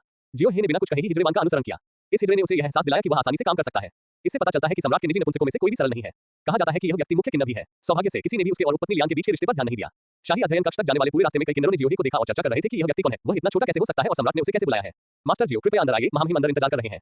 हाँ, ऐसा लग रहा था जैसे दरवाजे में किसी प्रकार का सेंसर लगा हो और जब जियो हे उसके पास पहुंचा तो वह अपने आप खुल गया। महाराज, जियो हे ने सलाम किया। ठीक है, खड़े हो जाओ। ली चेनिक्सुआन ने अपने हाथ में एक प्राचीन पुस्तक पकड़ी हुई थी। उसके सिर के पीछे प्रकाश की एक धारा बह रही थी और स्वर्ग और पृथ्वी के बीच ऊर्जा चुपचाप इकट्ठा हो रही थी। जियो हे को थोड़ा आश्चर्य हुआ। क्या ये खेती है? डॉक्टर जियो, मुझे आपसे कुछ पूछना है। ली चेनिक्सुआन ने धीरे से कहा। महाराज, कृपया बोले। हालांकि इस समय दरवाजे के बाहर से एक जोरदार आवाज आई, प्रधानमंत्री काओ यहाँ है। ली चेनिक्सुआन ने जब ये देखा तो वह थोड़ा उदास हो गया और दरवाजे की ओर देखने लगा। तभी उसने देखा कि प्रधानमंत्री काओ एक मजबूत आभा के साथ सीधे हॉल में चले आ रहे हैं। यहाँ तक कि ली चेनिक्सुआन को पीछे छोड़ते हुए जियो हे को केवल यह महसूस हुआ कि एक अद्वितीय दानव भगवान उसके पीछे चल रहा था और दुनिया भर में छा रहा था। प्रधानमंत्री काओ, मैंने आपको बुलाया नहीं था, आप अचानक यहाँ क्यों आ गए? ली चेनिक्सुआन थोड़ा नाखुश था। महाराज, मैं उत्तर में युद्ध को लेकर बहुत चिंतित हूँ। मैं लंबे समय से इंतजार कर रहा हूँ लेकिन कोई जवाब नहीं मिला, इसलिए मुझे यहाँ आने की हिम्मत है। प्रधानमंत्री काओ के आने के बाद उनके पीछे एक दर्जन से अधिक महत्वपूर्ण मंत्री भी आए। वे बिना कुछ कहे हॉल के बाहर घुटने टेककर बैठ गए, लेकिन उन्होंने ली चेनिक्सुआन पर बहुत दबाव डाला। प्रधानमंत्री काओ, आप बहुत बहादुर हैं। क्या आप मुझे धमका रहे हैं? ली चेनिक्सुआन ने भी एक भयानक आभा बिखेरी, लेकिन इसे जल्द ही प्रधानमंत्री काओ द्वारा हटा दिया गया। महाराज, मैं आपको धमकी नहीं दे रहा हूँ, मैं बस दुनिया और डाकियान के बारे में सोच रहा हूँ। काओ चेन ने शियाओ हे को देखना चाहा और फिर हंसा। मुझे लगता है कि यह इंपीरियल अस्पताल का नया निदेशक होना चाहिए। इंपीरियल हॉर्स डिपार्टमेंट की लागत बहुत अधिक है। मुझे उम्मीद है कि आप इसे वहन कर सकते हैं। जियाओ हे हैरान हो गया। उसने ली चेनिक्सुआन और फिर प्रधानमंत्री काओ की ओर देखा। मेरे मन में पहले से ही स्थिति का स्पष्ट विचार है। ली चेनिक्सुआन अपनी साधना में बहुत आगे निकल गया और काओ द्वारा सत्ता पर कब्जा कर लिया गया। अब सम्राट को प्रधानमंत्री द्वारा शाही अध्ययन में रोक दिया गया और सेना भेजने के लिए मजबूर किया गया। सेना भेजने के बजाय ये कहना अधिक सटीक होगा कि यह सम्राट की शक्ति को पुनः कमजोर करने का प्रयास था। यद्यपि इस युग में व्यक्तिगत शक्ति महत्वपूर्ण है, परंतु कोई भी वास्तव में अजय नहीं हो सकता। ली चेनिक्सुआन ने भी उसी समय कहा, डॉक्टर जी, कृपया मुझे शाही अश्व विभाग के बारे में बताएं। आपने हमेशा शाही अश्व विभाग को मुफ्त उपचार प्रदान किया है ना? जियाओ हे दुविधा में था। चाहे वह ये कैसे भी कहे, वह लोगों को नाराज कर देगा। ये प्रधानमंत्री कौन था और वह इतना भयानक क्यों था? मैं इन बड़े लोगों के बीच की लड़ाई में कैसे शामिल नहीं था? 1. सच बोलो। शाही अश्व विभाग के भ्रष्टाचार को उजागर करो और ड्रैगन टाइगर मुट्ठी की महान महारत और अमर पवन और बादल शरीर तकनीक की पूर्णता से पुरस्कृत हो जाओ। पूर्णता के बाद इसे 100 से 1000 अवशिष्ट छवियों में विभाजित किया जा सकता है, जिससे दृष्टि धुंधली हो जाती है। नोट, यदि आप ऐसा कहते हैं तो आप प्रधानमंत्री काओ को अपमानित करेंगे और उनके पक्ष में कांटा माने जाएंगे। वह आपको मारने के लिए किसी की व्यवस्था करेगा, लेकिन ली चेनिक्सुआन आपको बचाने का एक तरीका खोज लेगा। 2. झूठ बोलने में प्रधानमंत्री काओ की सहायता करें। आपको 10 नौ परिवर्तन स्वर्ण गोलियां और 5 साल का जुआन प्रशिक्षण अनुभव से पुरस्कृत किया जाएगा। कृपया ध्यान दें कि प्रधानमंत्री काओ की मदद करने के बाद आप केवल चीजों के साथ उनकी मदद कर सकते हैं और आप सम्राट को नाराज करेंगे। सम्राट को इस बात की चिंता है कि आप हरम में उनके साथ कैसा व्यवहार करते हैं और हो सकता है कि आप फिर से उपपत्नी लियांग को न देख पाएं। क्या यह आवश्यक भी है? जियो हे को यह स्वीकार करना पड़ा कि अगर वह भविष्य में उपपत्नी लियांग के सेक्सी और आकर्षक नितंबों को नहीं देख पाए तो यह हुआ होगा। इसके अलावा वह एक ईमानदार आदमी है, वह झूठ कैसे बोल सकता है? सबसे महत्वपूर्ण बात यह है कि विकल्प 1 और 2 पर गौर किया जाए। प्रधानमंत्री काओ की मदद करने से कोई फायदा नहीं होगा। काओ पूरी तरह से उनका शोषण कर रहे हैं। अगर सम्राट उन्हें हटा देता है तो काओ शायद उनकी रक्षा नहीं करेंगे, लेकिन सम्राट उनकी रक्षा करेंगे। महाराज, कल मेरे घर के सामने शाही अश्व विभाग के 3 लोगों की मौत हो गई। वे मेरे परिवार को मारना चाहते थे क्योंकि मुझे पता चला कि वे भ्रष्ट थे और अपनी शक्ति का दुरुपयोग कर रहे थे। शाही अश्व विभाग पर मेरे शाही अस्पताल का कुल 10 लाख से ज्यादा डाकियन सिक्के बताए थे। मुझे ये भी पता चला कि शाही अश्व विभाग द्वारा इस्तेमाल किया जाने वाला भोजन और चारा सब खत्म हो चुका था। जियो हे ने एक ही सांस में बोलना समाप्त कर दिया, अपना सिर नीचे कर लिया और चुप हो गया, लेकिन वह पहले से ही बगल से आ रही हत्या की मंशा को महसूस कर सकता था। महाराज, यह ज्ञानी लड़का बकवास कर रहा है, आपको उस पर विश्वास नहीं करना चाहिए। प्रधानमंत्री काओ ने ठंडे स्वर में कहा और उसके पीछे खड़े दर्जनों दरबारी अधिकारियों ने एक स्वर में कहा, महाराज, एक तरफा बातों पर विश्वास न करें। लेकिन ली चेनिक्सुआन इस अवसर का लाभ कैसे नहीं उठा सकता था। उसने अपने दांत पीसते हुए कहा, काओ चेन, मैं अभी भी जियो इंपीरियल फिजिशियन के चरित्र पर विश्वास करता हूं। मैं इस मामले की जांच करूंगा। अगर उसने जो कहा वह सच है तो इंपीरियल हॉर्स डिपार्टमेंट गंभीर रूप से भ्रष्ट है, जिसका मतलब है कि सेना भेजने के लिए पर्याप्त नहीं है। चलो अभी के लिए बेहान के मामले को एक तरफ रख देते हैं। महाराज, डकियान की घेराबंदी की तैयारी दशकों से की जा रही है। आप सिर्फ इस छोटे से लड़के की वजह से मेरा खंडन करने जा रहे हैं। ये सुनकर प्रधानमंत्री काओ स्पष्ट रूप से उत्तेजित हो गए। 1. सम्राट के लिए बोलो और मुसीबत से बाहर निकलो। आपको 10 साल के ड्रैगन एलिफेंट जेल पावर प्रशिक्षण अनुभव से पुरस्कृत किया जाएगा। नोट, सम्राट के लिए बोलो और तुम पूरी तरह से प्रधानमंत्री काओ के विपरीत पक्ष में हो जाओगे, लेकिन सम्राट द्वारा तुम्हारा फिर से उपयोग किया जाएगा। लाभ यह है कि आप भविष्य में किसी भी समय कॉन्सुबल लियांग की हवेली में प्रवेश कर सकते हैं और बाहर निकल सकते हैं। 2. चुपचाप चीजों के विकसित होने का इंतजार करें। 10 नौ परिवर्तन स्वर्ण गोलियों से पुरस्कृत हो। नोट, कुछ न कहने से आप दुश्मन बनने से बचेंगे। प्रधानमंत्री काओ ने आपको पहले ही याद कर लिया है। 3. प्रधानमंत्री काओ के लिए बोलो, इनाम पाओ, जुबान ग्रेट टॉप ग्रेड लॉन्गक्वान तलवार। नोट, सम्राट तुम्हें बहुत गहराई से याद रखेगा। प्रधानमंत्री काओ तुम्हारी प्रशंसा करेंगे, तुम्हें प्रोत्साहित करेंगे और फिर तुम्हें अपने लिए काम करने देंगे और अपना ख्याल रखना। पिछला अध्याय, पुस्तक पृष्ठ। अगला अध्याय, अध्याय 35, प्रधानमंत्री काओ का रोष। अध्याय 35, प्रधानमंत्री काओ का रोष। सिस्टम के एनोटेशन में पहले ही बताया जा चुका है कि पैसे के लिए सर्वोत्तम मूल्य वाले को कैसे चुना जाए। सम्राट तो आखिर सम्राट ही होता है। भले ही प्रधानमंत्री काओ के पास दरबार की सारी शक्ति हो, लेकिन सम्राट के पास हमेशा पासा पलटने की संभावना बनी रहती है। इसके अलावा प्रधानमंत्री काओ अभी तक अराजक होने के बिंदु तक नहीं पहुंचे हैं और सम्राट के पास अभी भी कुछ साधन है। साथ ही सिस्टम की व्याख्या प्रधानमंत्री काओ के चरित्र को भी स्पष्ट करती है। यह आदमी प्रतिशोधी और अहंकारी है। मुझे डर है कि उसकी नजर में सिर्फ लाभ है और वह आधिपत्यपूर्ण शासन करता है। रुको, जियो हे ने अचानक ऊपर देखा और सीधे प्रधानमंत्री काओ की ओर देखा। उनकी आवाज सुनकर प्रधानमंत्री काओ और सम्राट दोनों दंग रह गए। मेरे प्यारे भगवान जियो, आपको क्या कहना है? ली चेनिक्सुआन ने बीच में बोलने के लिए उसे दोषी नहीं ठहराया बल्कि उसका समर्थन किया। प्रधानमंत्री काओ ने कहा, महाराज, इस आदमी ने हमारी बैठक में बाधा डाली और इसे घसीटकर ले जाया जाना चाहिए तथा 1000 दंडों से पीटा जाना चाहिए। जब जियाओ हे ने ये सुना तो वह अभी भी हिचकिचा रहा था, लेकिन अब वह और भी दृढ़ हो गया। जब तक चोर काओ मारा नहीं जाता तब तक उसे कभी शांति नहीं मिलेगी। प्रधानमंत्री काओ, महामहिम ने मुझे पहले ही बोलने के लिए कहा है, लेकिन आप मुझे डंडे से पीटने के लिए घसीटना चाहते हैं। आखिर महामहिम सम्राट हैं और आप अभी भी सम्राट हैं। तुम्हारी हिम्मत कैसे हुई? महाराज तो सम्राट हैं। प्रधानमंत्री काओ चौंक गए और जल्दी से 2 कदम पीछे हट गए। ली चेनिक्सुआन की आंखें चमक उठी। यह शाही डॉक्टर जियो बहुत चतुर था। हम जब महाराज सम्राट हैं तो आप यहाँ उंगलियां क्यों उठा रहे हैं? इसके अलावा महाराज एक ऐसे देश के राजा हैं जहां सभी लोग असाधारण संस्कार और श्रद्धा रखते हैं।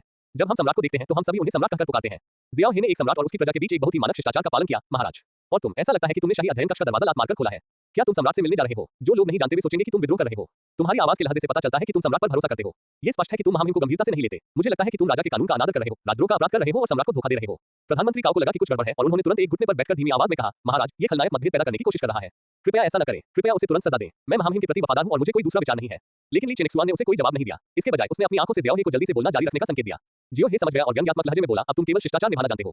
ये खत्म हो गया है। तुमने सम्राट को धोखा देने, राजद्रोह करने और सम्राट का अनादर करने के अपराध किए हैं। ये तुम्हारे सभी कुलों को मारने के लिए पर्याप्त है। कोई तो आओ। प्रधानमंत्री को गिलोटिन देकर उनका सिर कलम कर दो। जब जियो हे ने ये कहा तो कार्यक्रम स्थल के अंदर और बाहर मौजूद सभी अधिकारी चौंक गए। सौभाग्य से उन्होंने तुरंत कहा, इसे भूल जाओ। प्रधानमंत्री काओ ने डाकियान में कई योगदान दिए हैं, इसलिए उन्हें माफ कर दें। हालांकि आप मृत्युदंड से बच सकते हैं, लेकिन आप जीवित अपराध से नहीं बच सकते। मैं आपको आज गोमांस खाने की अनुमति नहीं देकर दंडित करूंगा। क्या बकवास है? प्रधानमंत्री काओ अपनी आंखों में आग उगलते हुए खड़े हो गए। महाराज, ये सम्राट को भी बताना है कि मैं बकवास कर रहा हूं या नहीं। जियाओ हे सम्राट के पास खड़ा था। प्रधानमंत्री काओ की आवाज इतनी भयावह थी मानो उन्हें एक विशालकाय टायरानोसॉरस रेक्स घूर रहा हो जो उन्हें कभी भी निगल सकता है। ली चेनिक्सुआन ने इस अवसर का लाभ उठाते हुए कहा, प्रधानमंत्री काओ, हम बेहान घटना से निपटने के लिए सेना नहीं भेज सकते। राष्ट्रीय खजाना अब घाटे में है और हमें अब पैसे कमाने की जरूरत है। मैंने शाही अश्व विभाग में भ्रष्टाचार के बारे में सुना है और हमें इसकी गहन जांच करने की जरूरत है।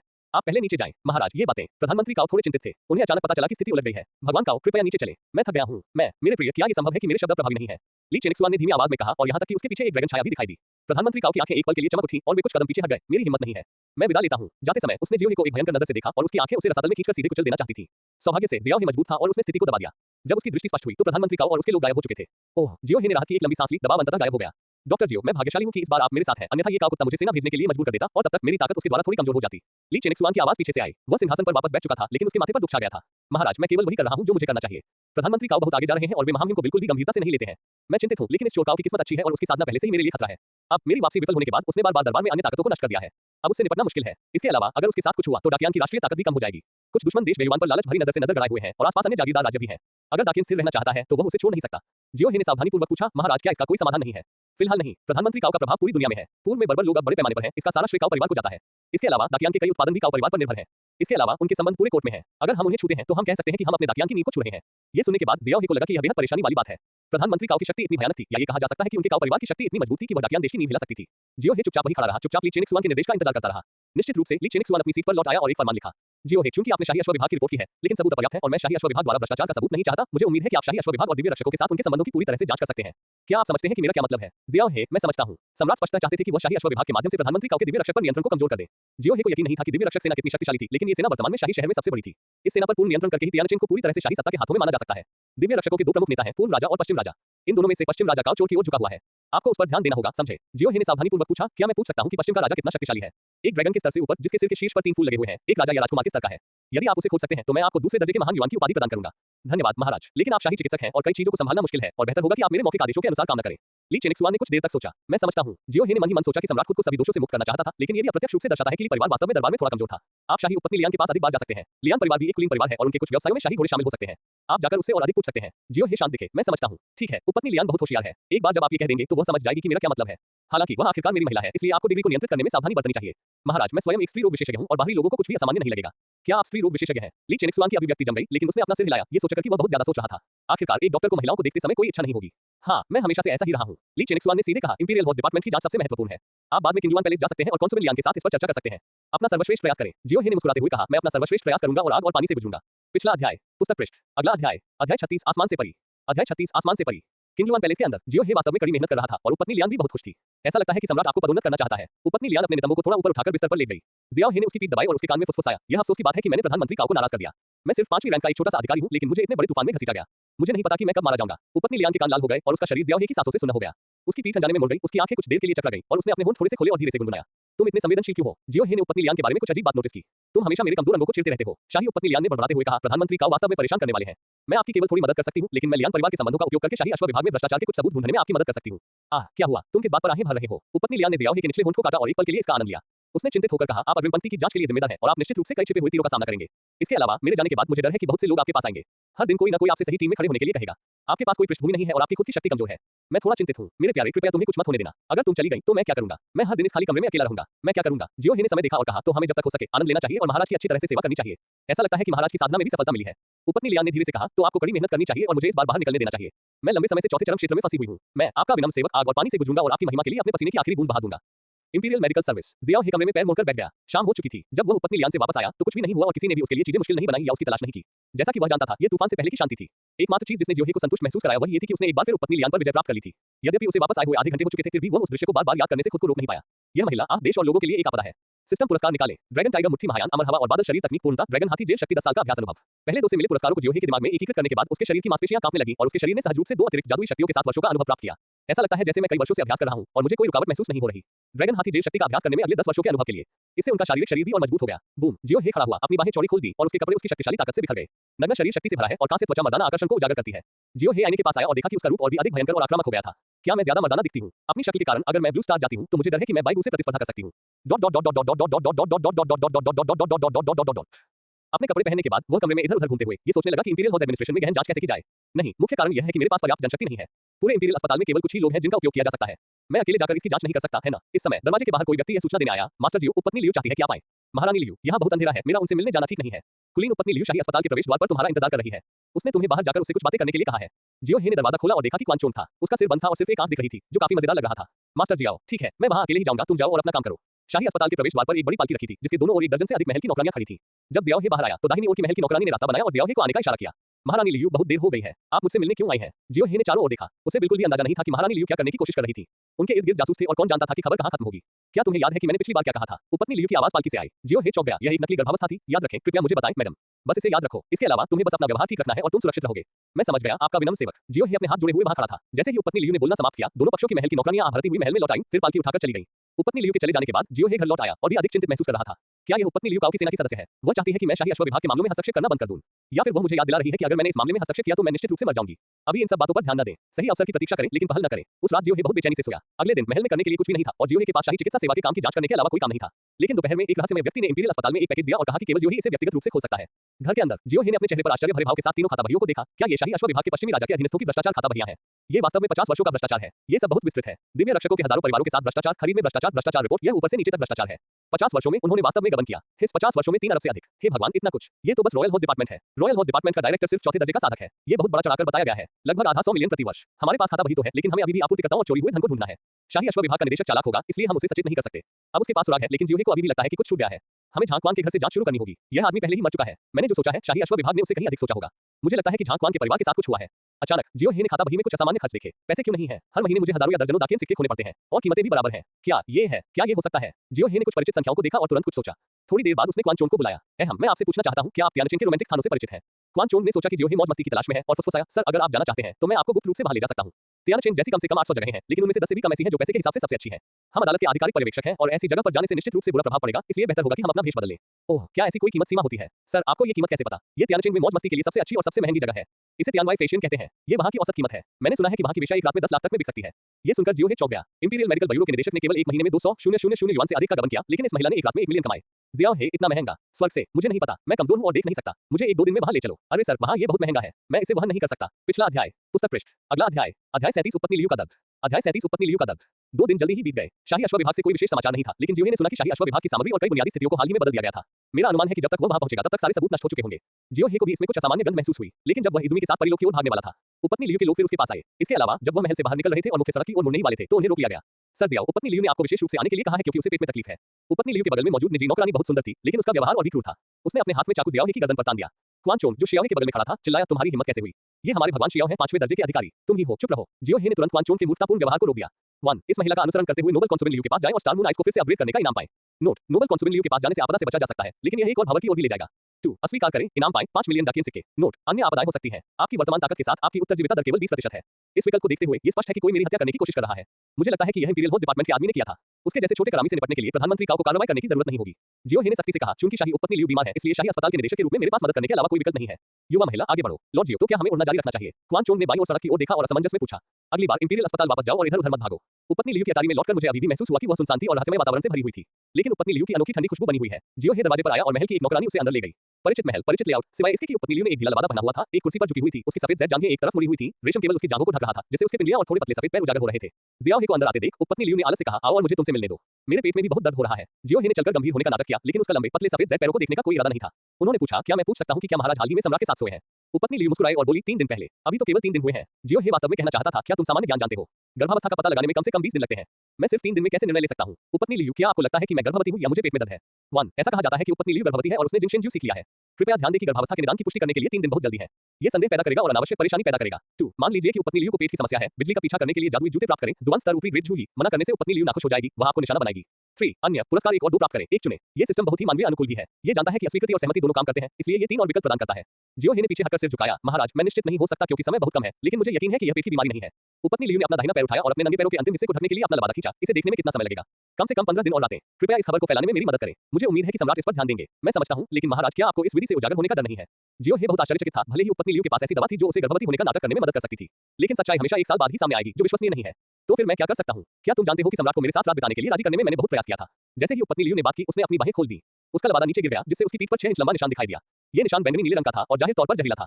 क्या ये बैंगनी निचले सांप का जहर है? जियो हे ने आश्चर्य से पूछा। यदि किसी आध्यात्मिक साधक को बैंगनी निचले सांप ने काट लिया, तो उसके चारों ध्रुव नष्ट हो जाएंगे और यहाँ तक कि एक ड्रैगन को भी सावधान रहना चाहिए। लेकिन क्या होसौली में ऐसा सांप नहीं है? इसने लियू फी को कैसे काटा? सम्राट को मेरे पास आने के लिए मनाने के लिए मैं उनके घावों को ठीक करने के लिए दवा की तलाश में होसौल पर गई थी, लेकिन एक बैंगनी गहरे सांप ने मुझे काट लिया। यही हुआ। जब उसने इसके बारे में सुना तो उसने केवल मेरी तरफ देखा। ये सिर्फ एक रात की बात थी। जैसे ही उपपत्नी लियू ने बात की, उसकी आंखें अचानक लाल हो गईं। जियो हे जानता था कि यह निश्चित रूप से कोई नाटक नहीं था। एक महिला ने सिर्फ उस आदमी को एक रात के लिए अपने साथ आने देने के लिए अपनी जान जोखिम में डाल दी, जिससे स्वाभाविक रूप से वह निश्चुप हो गई। जहां तक भावनाओं का सवाल है, मैं अब ऐसी चीजों की उम्मीद नहीं करता। मैडम उपपत्नी, दुखी मत होइए। क्या होगा अगर आपको सचमुच बच्चा हो गया? क्या वह इतनी गहरी नींद में सो रहा था? मैंने उसके कपड़े उतारने में उसकी मदद की। वहां खजाना कैसे हो सकता है? और सम्राट वास्तव में ऐसा करने में सक्षम नहीं था। मैंने चाहे जो भी किया, वह खड़ा नहीं हो सका। अंत में मैंने हार मान ली। उपपत्नी लियू असहाय दिखी। जियो हे अपने मन में उस दृश्य की कल्पना करने से खुद को रोक नहीं सका। उपपत्नी लियू के सुंदर रूप और उसके आकर्षक शरीर को देखकर उसे लगा कि एक पुरुष होने के नाते उसने वास्तव में ऐसी सुंदरता को खाली हाथ घर लौटने दिया। ये बहुत ज्यादा था। मेरी रानी, कृपया दुखी मत होइए। हालांकि मैं आपकी मदद नहीं कर सकता, फिर भी मैं आपकी शिकायतें सुन सकता हूं। यदि आप बुरे मूड में हैं, तो आप मुझे अपनी कठिनाइयां सुनने दे सकती हैं। ये सुनकर उपपत्नी लियू कुछ हद तक भावुक हो गई और उसने जियो हे को ध्यान से देखा। उसका चेहरा सुंदर था, लेकिन साथ ही एक अलग तरह का तेज भी था और उसका फिगर भी अच्छा था। वह सम्राट से छोटा था और उसका कांस्य रंग उसे पुरुषोचित आकर्षण देता था। वह बहुत सुंदर है। मैंने उसे पहले कैसे नहीं देखा? मैं एक साधारण व्यक्ति की तरह दिखता हूं। हर कोई ऐसा ही दिखता है। जियो हे ने विनम्रता से कहा, अगर तुम सामान्य होते तो तुम दुनिया के सबसे सुंदर आदमी होते।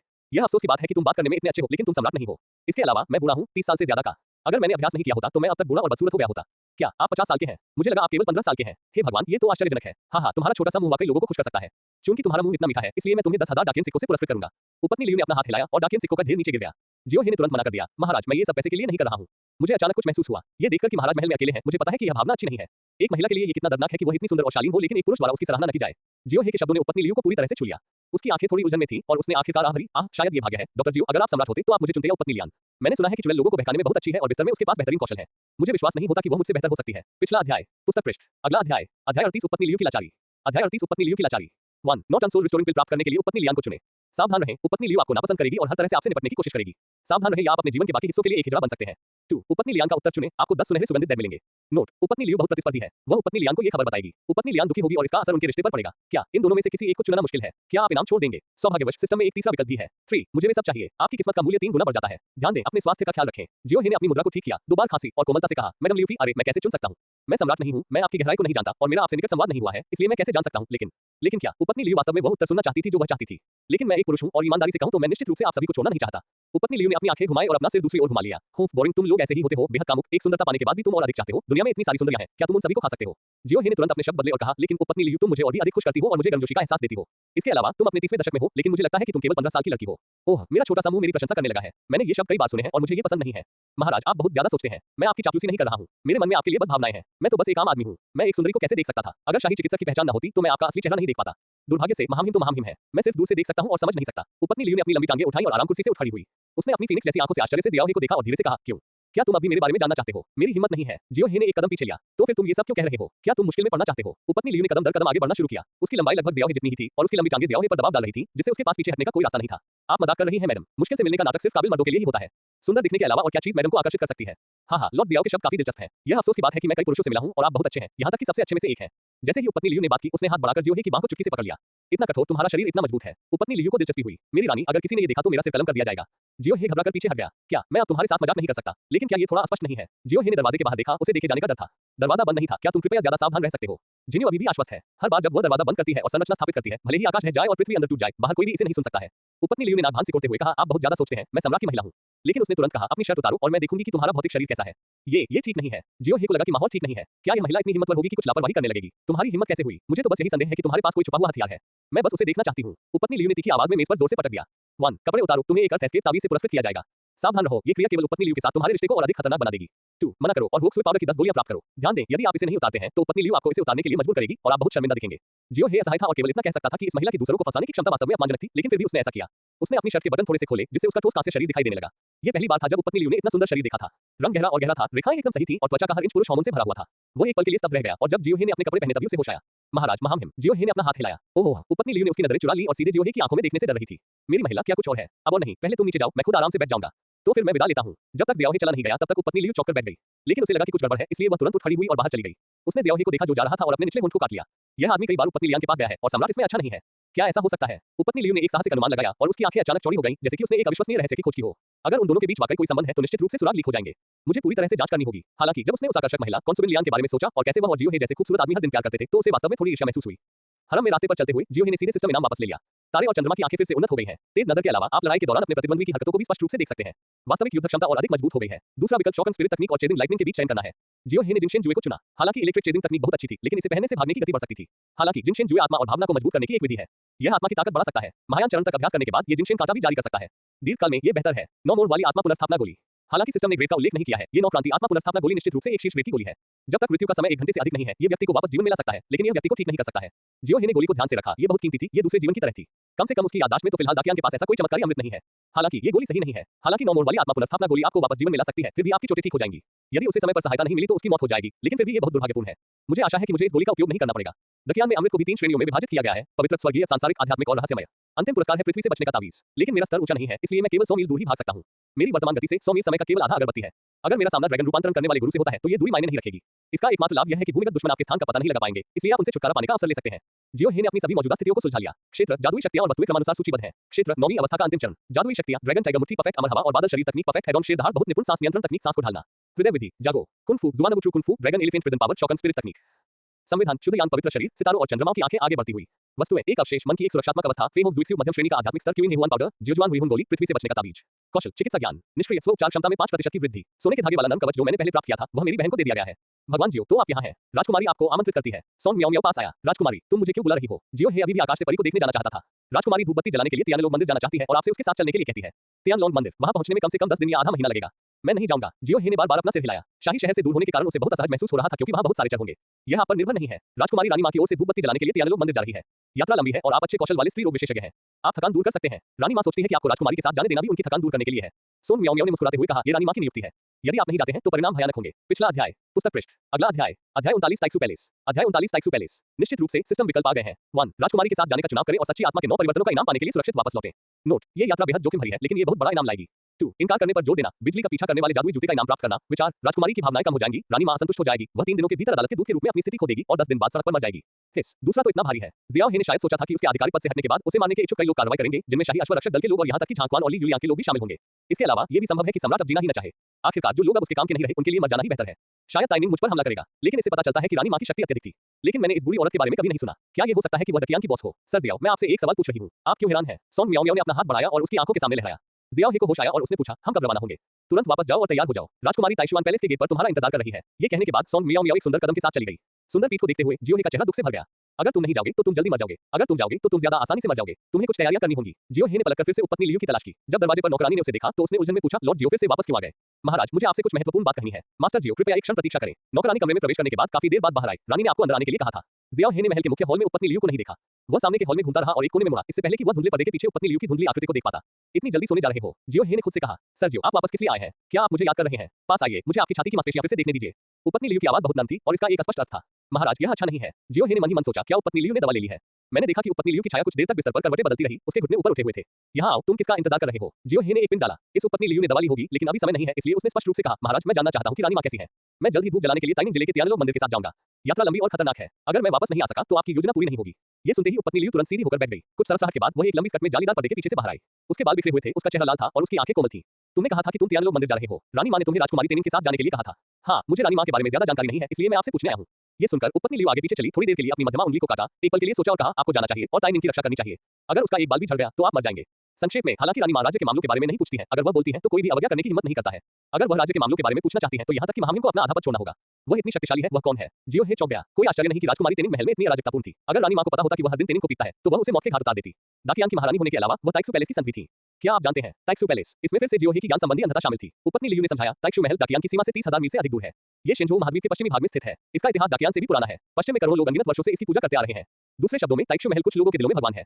इतना शक्तिशाली, क्या ये हमारे दाकियांग से भी अधिक शक्तिशाली नहीं है? उपपत्नी लियू ने हंसते हुए कहा, ये तो सिर्फ प्रतीकात्मक अर्थ है। कौन जानता है कि कौन कमजोर है और कौन मजबूत? हालांकि एक कहावत है जो प्राचीन काल से लेकर आज तक चली आ रही है, धार्मिक परिवार स्थायी होते हैं लेकिन राजवंश क्षणभंगुर होते हैं। क्या तुम समझती हो? जियो हे को तुरंत समझ आ गया कि उपपत्नी लियू का क्या मतलब था। ताइक्सू पैलेस, जैसा कि नाम से पता चलता है, एक संप्रदाय है, लेकिन संप्रदाय आमतौर पर धार्मिक मान्यताओं और कुलीन परिवारों पर आधारित होते हैं। इसलिए वे लंबे समय तक जीवित रह सकते हैं लेकिन विस्तार नहीं कर सकते। देश बहुत बड़ा है लेकिन ये बहुत तेजी से विकसित हो रहा है और लंबे समय तक नहीं टिक सकता। ऐसे अन्य कारण भी हैं जिनकी वजह से साम्राज्यवादी सत्ता का टिक पाना अक्सर मुश्किल होता है। तो ये बात है, ताइक्सू पैलेस, रानी मां, राजकुमारी तेनिंग, ताइक्सुआन पैलेस। जियो हे ने बड़बड़ाया, आप यहाँ मदद मांगने आए हैं, सड़क पर खतरे से डरते हैं। मैं आपके बारे में कुछ जानता हूँ। सम्राट ने आपको शाही अश्व विभाग की जांच करने के लिए कहा था, लेकिन ये प्रधानमंत्री काऊ की संपत्ति है और आपने सम्राट के सामने प्रधानमंत्री को अपमानित किया। ये वास्तव में कोई अपमान की बात नहीं है, ये तो बस बातचीत है। क्या तुम डर गए हो? इससे कोई फर्क नहीं पड़ता कि यह मायने रखता है या नहीं। अगर प्रधानमंत्री काऊ सचमुच तुम्हें मारना चाहते हैं तो मैं इसमें कुछ नहीं कर सकता। जियो हे ने कहा, लेकिन अगर मैं मर गया तो कोई भी आपकी गर्भावस्था साबित करने में आपकी मदद करने की हिम्मत नहीं करेगा। उपपत्नी लियू आगे पीछे घूमी, उसके हाथ में एक जेड पेंडेंट दिखाई दिया। जेड पेंडेंट चमक रहा था और यह स्पष्ट था कि यह कोई साधारण चीज नहीं थी। मैं किसी से आपकी रक्षा करने के लिए नहीं कह सकती। ये राजकुमारी तेनिंग की टीम है, मैं हस्तक्षेप नहीं कर सकती। यह जिंगलुओ जेड पेंडेंट आपकी जान बचा सकता है। आप केवल आपको शुभकामनाएं दे सकते हैं। जियो हे ने जेड पेंडेंट लिया। बैंगनी जेड पेंडेंट बर्फीले ठंडे थे लेकिन इसमें उपपत्नी लियू के शरीर की खुशबू थी। धन्यवाद महाराज। जियो हे ने इसकी जांच की और पाया कि यह कम से कम एक मध्यम श्रेणी का जुबान स्तर का खजाना था और वह बेहद आभारी था। धन्यवाद देकर वह चला गया। अरे एक मिनट रुको। उपपत्नी लियू ने अचानक जियो हे को पुकारा, मेरी महिला, क्या कुछ और है? उपपत्नी लियू चुप हो गई और उसकी आवाज अचानक उदास हो गई। अगर तुम वापस नहीं आ सकते तो मैं क्या करूं? अगर मैं वापस नहीं आ सकती तो महाराज आप बस इतना कह सकते हैं कि आप गर्भवती नहीं है। जियो हे ने कहा। उपपत्नी लियू के दिल में एक इच्छा तो थी लेकिन वह कभी उससे आगे जाने की हिम्मत नहीं जुटा पाई। वह बुदबुदाई, अगर तुम वापस नहीं आ सकते तो उपपत्नी लियांग की जिंदगी भी आसान नहीं होगी। ईमानदारी से बताओ, क्या उपपत्नी लियांग तुमसे संबंधित है? जियो हे का दिल धड़क उठा। इस महिला का अंतर्ज्ञान बहुत सटीक था। उसने इसे निर्णायक रूप से नकार दिया, कृपया बकवास मत करो उपपत्नी लियू। मेरी हिम्मत कैसे हुई कि मैं इससे आगे जाऊं? अगर तुमने नहीं बताया तो शाही उपपत्नी लियांग गर्भवती कैसे हुई? मैं सम्राट के स्वास्थ्य के बारे में अच्छी तरह से जानता हूं और वह हाल ही में तुम्हारे साथ लगातार संपर्क में रही है। अगर तुम्हारा और उसका कोई संबंध नहीं है। जियो हे ने देखा कि उपपत्नी लियू अधिक से अधिक विवरण बोल रही थी और उसके तर्क का खंडन करना लगभग मुश्किल था। मेरे मन में किसी को चुप कराने के लिए उसे मार डालने की इच्छा होती थी। डॉक्टर जियाओ, हम सभी महिलाएं हैं और हम सभी ने सम्राट की हालत देखी है। ये बात सभी जानते हैं। आप इसे खुले तौर पर स्वीकार कर सकते हैं और मेरे लिए काम कर सकते हैं। मैं तियानलोग मंदिर के रास्ते में आपकी रक्षा करूंगा। उपपत्नी लियू आगे बढ़ी, जियाओ हे को घूरते हुए। उपपत्नी लियू को अपने इतने करीब देखकर और उसे इस तरह की धमकी देते हुए जियो हे स्वाभाविक रूप से नहीं चाहता था। महारानी लियू, आप रानी हैं, आप ये बातें कैसे कह सकती हैं? इसके अलावा आप मेरी निचली रेखा का परीक्षण कर रही हैं, है ना? जियो हे ने उपपत्नी लियू की बाईं कलाई पकड़ ली। एक कदम आगे बढ़ते हुए वे दोनों एक दूसरे के खिलाफ अपनी छाती दबा रहे थे। उपपत्नी लियू अचेतन रूप से पीछे हट गई लेकिन लगभग गिर गई। सौभाग्य से एक मजबूत बड़े हाथ ने उसकी कमर को रोक दिया। सावधान रहो, गिरो मत। जियो हे पीछे झुक गया और सुंदरता को पीछे खींच लिया और उपपत्नी लियू अचेतन रूप से आगे झुक गई। Dot dot dot dot dot dot dot dot dot dot dot dot dot dot. तुम क्या कर रहे हो? उपपत्नी लियू की आंखें घबराहट से भरी थीं लेकिन साथ ही प्रत्याशा से भी। 1 चलो, आपको सच्ची आत्मा के 9 परिवर्तनों के लिए 10 साल के साधना अनुभव से पुरस्कृत किया जाएगा। सावधान रहें, इससे उपपत्नी लियू आपसे चिपक जाएगी और अगर उपपत्नी लियांग को पता चल गया तो वह ईर्ष्या करेगी। 2 जाने पर संयम, स्नैक स्पिरिट वाइन का इनाम पाएं। सावधान रहें, आपकी चिढ़ाने से उपपत्नी लियू को खुजली महसूस होती है और वह हमेशा आपके बारे में सोचती रहेगी। क्योंकि उसे संतुष्टि नहीं मिल पाती, वह कुछ असामान्य कर सकती है और यहाँ तक कि आपकी और उपपत्नी लियांग की शिकायत भी कर सकती है। पिछला अध्याय, पुस्तक पृष्ठ। अगला अध्याय, अध्याय 40 डॉक्टर जियाओ को एक समस्या है। अध्याय 40 डॉक्टर जियाओ को एक समस्या है। यहाँ तक कि अगर कोई विकल्प नहीं था तो जियो हे को चुन लेगा जब उपपत्नी लियू ने अपना हाथ दिखाया और कहा कि वह उपपत्नी लियांग से निपटेगी। जियो हे उससे छुटकारा पाना चाहता था और जब उपपत्नी लियू उसे और उपपत्नी लियांग की रिपोर्ट करने वाली थी तो जियो हे और भी अधिक हत्यारा बन गया। लेकिन यह शाही महल है, वह उपपत्नी लियू को नहीं मार सकता। शुद्ध यांग पवित्र शरीर की शक्ति का उपयोग करने के अलावा कोई अन्य रास्ता नहीं है। महाराज, आप अभी मुझ पर बहुत मोहित थे। जियो हे ने जानबूझकर उसके कान में फुसफुसाया और उसने जो गर्म हवा छोड़ी वह उपपत्नी लियू के कान के छेद में घुस गई। एक पल में उपपत्नी लियू पर बिजली गिर गई, जैसे सूखे गोबी रेगिस्तान में भयंकर तूफान आया हो। उसका मूल रूप से संयमित हृदय और अभिमानी रवैया एक पल में गायब हो गया। वह गुस्से से डांटना चाहती थी लेकिन शब्द उसके होठों पर आते ही बाहर नहीं आ सके। मेरा मन अभी जियो हे के आकर्षक रूप से भर गया था। जियो हे ने उपपत्नी लियू को बढ़ती उलझन भरी नजरों से देखा। मेरी महिला, आपको क्या हुआ है? उपपत्नी लियू ने कुछ नहीं कहा, वह सिर्फ इस आलिंगन का आनंद लेना चाहती थी। बहुत समय हो गया था, दशकों से उसे ऐसा महसूस नहीं हुआ था। गर्म आलिंगन ने उसे लगभग पिघला दिया। मेरी रानी, चूंकि आप चुप हैं इसलिए मेरे पास जाने के अलावा कोई विकल्प नहीं है। शायद ये हमारी आखिरी विदाई है और हम एक दूसरे को फिर कभी नहीं देख पाएंगे। मत जाओ। उपपत्नी लियू भावुक हो गई। मुझे नहीं पता कि क्या करना है। महाराज ही मालिक हैं। महाराज जो कुछ भी कहते हैं वही मायने रखता है। उपपत्नी लियू ने मीठी सांस लेते हुए फुसफुसाते हुए कहा, क्या तुम सच में चाहते हो कि मैं तुम्हें व्यक्तिगत रूप से बताऊं? लेकिन मैं बहुत शर्मीली हूं। मैं एक नौकर हूं और मैं केवल आपके आदेशों का पालन करता हूं। जियो हे ने शांति से कहा, अल्पविराम डॉट। मैं तुम्हें आदेश देता हूं। तुम छोटे बदमाश, तुम बहुत बुरे हो। ये समय की एक धूपबत्ती थी कि जियो हे ने कियानहू पैलेस छोड़ दिया। उसने अपने आप को साफ किया और किंगयुआन पैलेस की ओर दौड़ा। लियांग शिन्यू घर में कढ़ाई कर रही थी, वह एक स्कार्फ बनाना चाहती थी।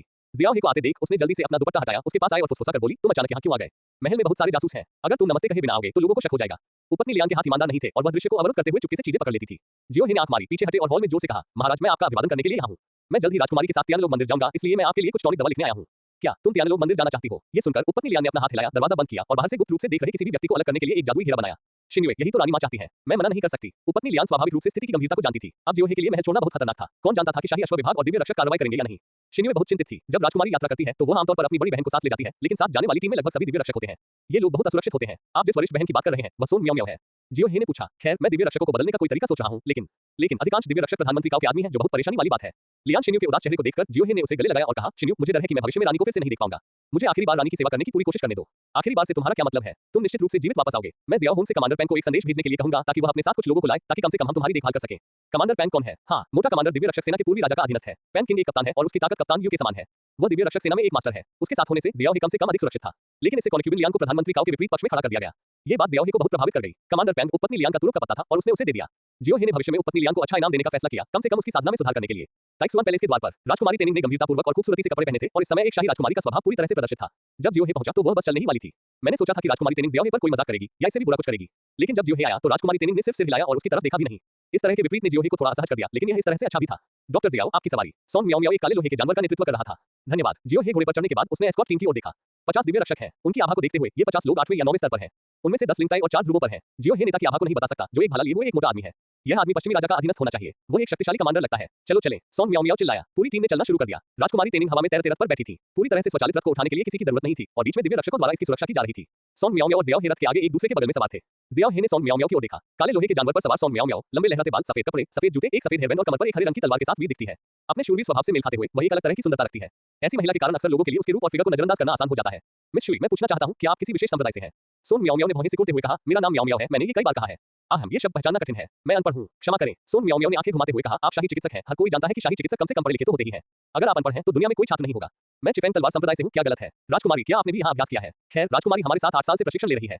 उसके पास बहुत प्रतिभा है। चूंकि चिफेंग तलवार संप्रदाय को हमेशा डाकिन का समर्थन प्राप्त रहा है, इसलिए मुझे राजकुमारी की रक्षा करने का आदेश दिया गया था। मैं समझ गया। जियोहे ने सोचा कि यह एक बहुत शक्तिशाली संप्रदाय है, लेकिन ये सिर्फ दकियान का एक जागीरदार निकला। सॉन्ग मियाओ मियाओ ने जियाओहे की अवमानना देखी और समझाया, यदि आपको लगता है कि चिफेंग तलवार संप्रदाय कमजोर है तो आप गलत हैं। हालांकि चिफेंग तलवार संप्रदाय को डाकिन का समर्थन प्राप्त है, लेकिन ये केवल एक छोटे से हिस्से का समर्थन करता है। तलवार संप्रदाय का मुख्य निकाय अभी भी किंग लियान तलवार दाव वंश है। वे तलवार संप्रदाय के स्वामी हैं। किंग लियान तलवार कला, इसकी तुलना ताइक्सू पैलेस से कैसे की जा सकती है? बेशक हम उनसे तुलना नहीं कर सकते, लेकिन चिफेंग तलवार संप्रदाय भी दुनिया के शीर्ष संप्रदायों में से एक है। कम से कम ये हेहुआन संप्रदाय से डरता नहीं है। कुछ समय पहले डाकिन ने हेहुआन संप्रदाय पर हमला किया था। हालांकि इसने हेहुआन संप्रदाय को सबक सिखाया, लेकिन ये बुरा भी लगा। इन संप्रदायों को कम मत समझो। मैं समझ गया। मिस शुई बहुत कुछ जानती है। मैं तुम्हें सिखाता हूं। जब बड़ा समूह महल के द्वार पर पहुंचा तो उन्हें दिव्य रक्षकों की एक अन्य टीम ने रोक दिया। महारानी राजकुमारी, महामहिम ने आदेश दिया है कि हेहुआन संप्रदाय और दकियान के बीच हाल ही में विवाद हुआ है। हम आपकी सुरक्षा के बारे में चिंतित हैं, इसलिए हमने सुरक्षा बढ़ा दी है। मैं आपको एस्कॉर्ट करने के लिए यहाँ हूँ। पैन किंग और 20 से अधिक दिव्य रक्षक चौराहे पर व्यवस्थित तरीके से खड़े थे, बहुत आक्रामक दिख रहे थे। राजकुमारी तेनिंग को इसकी परवाह नहीं थी, लेकिन प्रमुख बंदूकधारी खुश नहीं था। उसने जोर से एक अप्रिय स्वर में कहा, कैप्टन पैन, राजकुमारी रानी मां के आदेश के कारण त्यान लोग मंदिर गई थी। मुझे महारानी से आदेश नहीं मिला। हमें रोकने के लिए यहाँ आने का आपका क्या इरादा है? पैन किंग अच्छी तरह से तैयार था। उसके पीछे नपुंसक चेन अपने चेहरे पर हल्की मुस्कान के साथ बाहर आया। कैप्टन झाओ, मैं तुम्हें इसके बारे में बताता हूँ। हिजरे चेन, धन्यवाद। हिजरे को देखते ही बंदूकधारी तुरंत काले लोहे के हथियार से उतर गया। सम्राट ने आदेश दिया है कि राजकुमारी को त्यान लोग मंदिर तक जाने के लिए लंबा रास्ता तय करना है, इसलिए उन्होंने कैप्टन पैन को सुरक्षा बल बढ़ाने के लिए भेजा है। आप दोनों को राजकुमारी की अच्छी तरह से रक्षा करनी चाहिए। अगर उसका एक बाल भी गिरता है तो आप दोनों को उसे वापस लाना होगा। मैं निश्चित रूप से राजकुमारी की रक्षा करूंगा। कप्तान झाओ ने अपने हाथ झुकाते हुए कहा। नपुंसक चेन ने सिर हिलाया और जियाओहे की ओर अदृश्य रूप से देखा। बाद वाला भावुक हो गया। हालांकि यह नपुंसक चेन नपुंसक वान जितना अच्छा नहीं था, लेकिन वह भी शाही अध्ययन कक्ष के बाहर खड़ा एक नपुंसक था। उसके शब्द भी सम्राट के शब्दों का प्रतिनिधित्व करते थे। मुझे उम्मीद नहीं थी कि लियान जिन्यू ने मेरे लिए इतनी ऊर्जा खर्ची होगी। ये वास्तव में मेरे लिए फायदेमंद रहा। कैप्टन पैन की टीम में शामिल होने के बाद उन्होंने जियाओहे के साथ ज्यादा बातचीत नहीं की, लेकिन इससे जियाओहे को सुरक्षा का एहसास हुआ। चलो चलें। सॉन्ग मियाओ मियाओ ने फिर चिल्लाया। इंपीरियल अश्व विभाग एक प्रांगण में निदेशक वेन चेनलाई अचानक खड़े हो गए और आश्चर्य से बोले, क्या? पैन किंग भी चला गया? क्या पश्चिम के राजा केवल कप्तान झाओ को जाने देने के लिए सहमत नहीं हुए थे? लेकिन पैन किंग पूर्वी राजा का आदमी है। नहीं, मुझे इस मामले पर पश्चिम के राजा से चर्चा करनी है। उसी समय शाही अध्ययन में ली चेनिक्सुआन के सामने एक लाल चेहरे और बड़े कानों वाला एक मध्यम आयु वर्ग का आदमी खड़ा था। लॉर्ड झोंग, आप आकर रिपोर्ट करने के लिए इतने उत्सुक क्यों हैं? क्या आप नहीं देख सकते कि मैं अभ्यास कर रहा हूं? महाराज, मैंने हाल ही में महल में कुछ अफवाहें सुनी हैं। कुछ लोगों का कहना है कि शाही अस्पताल के नए निदेशक और उपपत्नी लियान के बारे में कुछ बुरी अफवाहें हैं। टकराना। ली चेनिक्सुआन ने मेज पर जोर से पटक दिया और कहा, बेवकूफ, मेरी प्यारी उपपत्नी तुम्हें बकवास करने की अनुमति कैसे दे सकती है? तुम्हें बाहर ले जाओ और तुम्हें 10 वज्र चाबुक मारो। महाराज, मैं आपको बस याद दिला रहा हूं। उसे बाहर खींचो और उसे पीटें। ली चेनिक्सुआन को इसकी परवाह नहीं थी। दो डरावने चेहरे वाले आदमी अंदर आए और उसे घसीट कर ले गए। राजस्व मंत्रालय के तीसरे दर्जे के सहायक मंत्री को भी इसी तरह घसीटकर बाहर ले जाया गया। ली चेनिक्सुआन ने ठंडी आवाज में कहा, कितना हास्यास्पद है। मैंने डॉक्टर जियाओ को विशेष रूप से प्रधानमंत्री काओ से निपटने में उनकी और उपपत्नी लियान की मदद करने की व्यवस्था की थी। मैं समझ सकता हूं कि वे दोनों कभी-कभी कमरे में षड्यंत्र रचते हैं। जैसे ही उसने बात की, ली चेनिक्सुआन ने दस्ताने की एक जोड़ी निकाली। मेरी प्यारी उपपत्नी ने मुझे ये दस्ताने दिए थे जिन्हें उसने अपने हाथों से कढ़ाई करके बनाया था। मेरी प्यारी उपपत्नी मुझे कैसे धोखा दे सकती है? नपुंसक वान, क्या आपको ऐसा नहीं लगता? नपुंसक वान मुस्कुराते हुए आया और बोला, महाराज, हम सभी ने उपपत्नी लियान के मन में आपके प्रति जो प्रेम है उसे देखा है। खैर, मैंने सुना है कि डॉक्टर जियाओ अभी कॉन्क्यूबिन लियान से बाहर आए हैं, है ना? हाँ महाराज, क्योंकि उसे त्यान लोग मंदिर भेजा गया था। मुझे लगता है कि वह शाही उपपत्नी से मदद मांगने गया था। ये लड़कीली सुसु डॉक्टर जियाओ को क्यों परेशान करती रहती है? अगर मुझे कहना पड़े कि मुझे उस पर शक है या नहीं, तो मैं उस पर शक करना पसंद करूंगी। अगर डॉक्टर जियाओ इस बार संकट से बच जाते हैं तो इसका मतलब है कि उनके पास कुछ क्षमताएं हैं और भविष्य में उनका इस्तेमाल किया जा सकता है। अगर वे रास्ते में मर जाते हैं तो इसका मतलब केवल यह है कि वे पर्याप्त रूप से मजबूत नहीं है। ली चेनिक्सुआन ने हवा में देखते हुए बड़बड़ाया, चलो चले, मैं उपपत्नी लियान से मिलने जा रहा हूँ। कुछ समय बाद ली चेनिक्सुआन ने देखा कि उपपत्नी लियान बिस्तर पर निढाल पड़ी हुई है। महाराज, मेरे पेट में पल रहा बच्चा इतना शोर मचा रहा है कि मेरे पैर इतने कमजोर हो गए हैं कि मैं आपका अभिवादन करने के लिए उठ नहीं पा रही हूँ। कृपया मुझे माफ कर दीजिए। उपपत्नी लियान की आवाज कमजोर थी। ली चेनिक्सुआन ने धुंधले पर्दे को खींचा और देखा कि उपपत्नी लियान का चेहरा लाल हो गया था और वह थकी हुई लग रही थी। वह चिंता से भरकर पूछने से खुद को रोक नहीं सका, क्या हुआ? क्या तुमने डॉक्टर जियाओ से तुम्हारी अच्छी देखभाल करने के लिए नहीं कहा? तुम अभी भी इतनी गंभीर रूप से बीमार क्यों हो? यह मेरी गलती है। डॉक्टर जियाओ ने मेरी अच्छी देखभाल की और मेरे लिए दवा भी लिखी। जब उपपत्नी लियान ने जियाओ की अभी की शक्ल के बारे में सोचा तो उसके पैर कमजोर हो गए। शरीर से वास्तव में एक सुनहरी रोशनी निकल रही थी। ये किस तरह की काया थी? इसने उसे एक निश्चित शुद्ध यान काया की याद दिला दी। कोई आश्चर्य नहीं कि जब से वह उसके साथ थी, उसका साधना स्तर आसमान छू गया था। क्या ये वाकई उसकी गलती नहीं है? जब वह वापस आएगा तो मैं उसे कड़ी सजा दूंगा और तुम्हें अपना गुस्सा निकालने दूंगा। वह बहुत अच्छा है महाराज, मैं बहुत थक गया हूं और आराम करना चाहता हूं। हम ये डॉक्टर जिया वाकई बहुत ही घटिया है। उसे अपना काम ठीक से करने दो। मैं तुम्हें अब और परेशान नहीं करूंगा। तुम्हें अच्छे से आराम करने की जरूरत है और अपने बच्चे को परेशान मत करो। सम्राट को कमरे से बाहर जाते देख उपपत्नी लियान बिस्तर का किनारा पकड़कर खड़ी हो गई। पेन किंग को वहां होना चाहिए। मुझे उम्मीद है कि तुम्हें कुछ नहीं होगा। पिछला अध्याय। पुस्तक पृष्ठ। अगला अध्याय।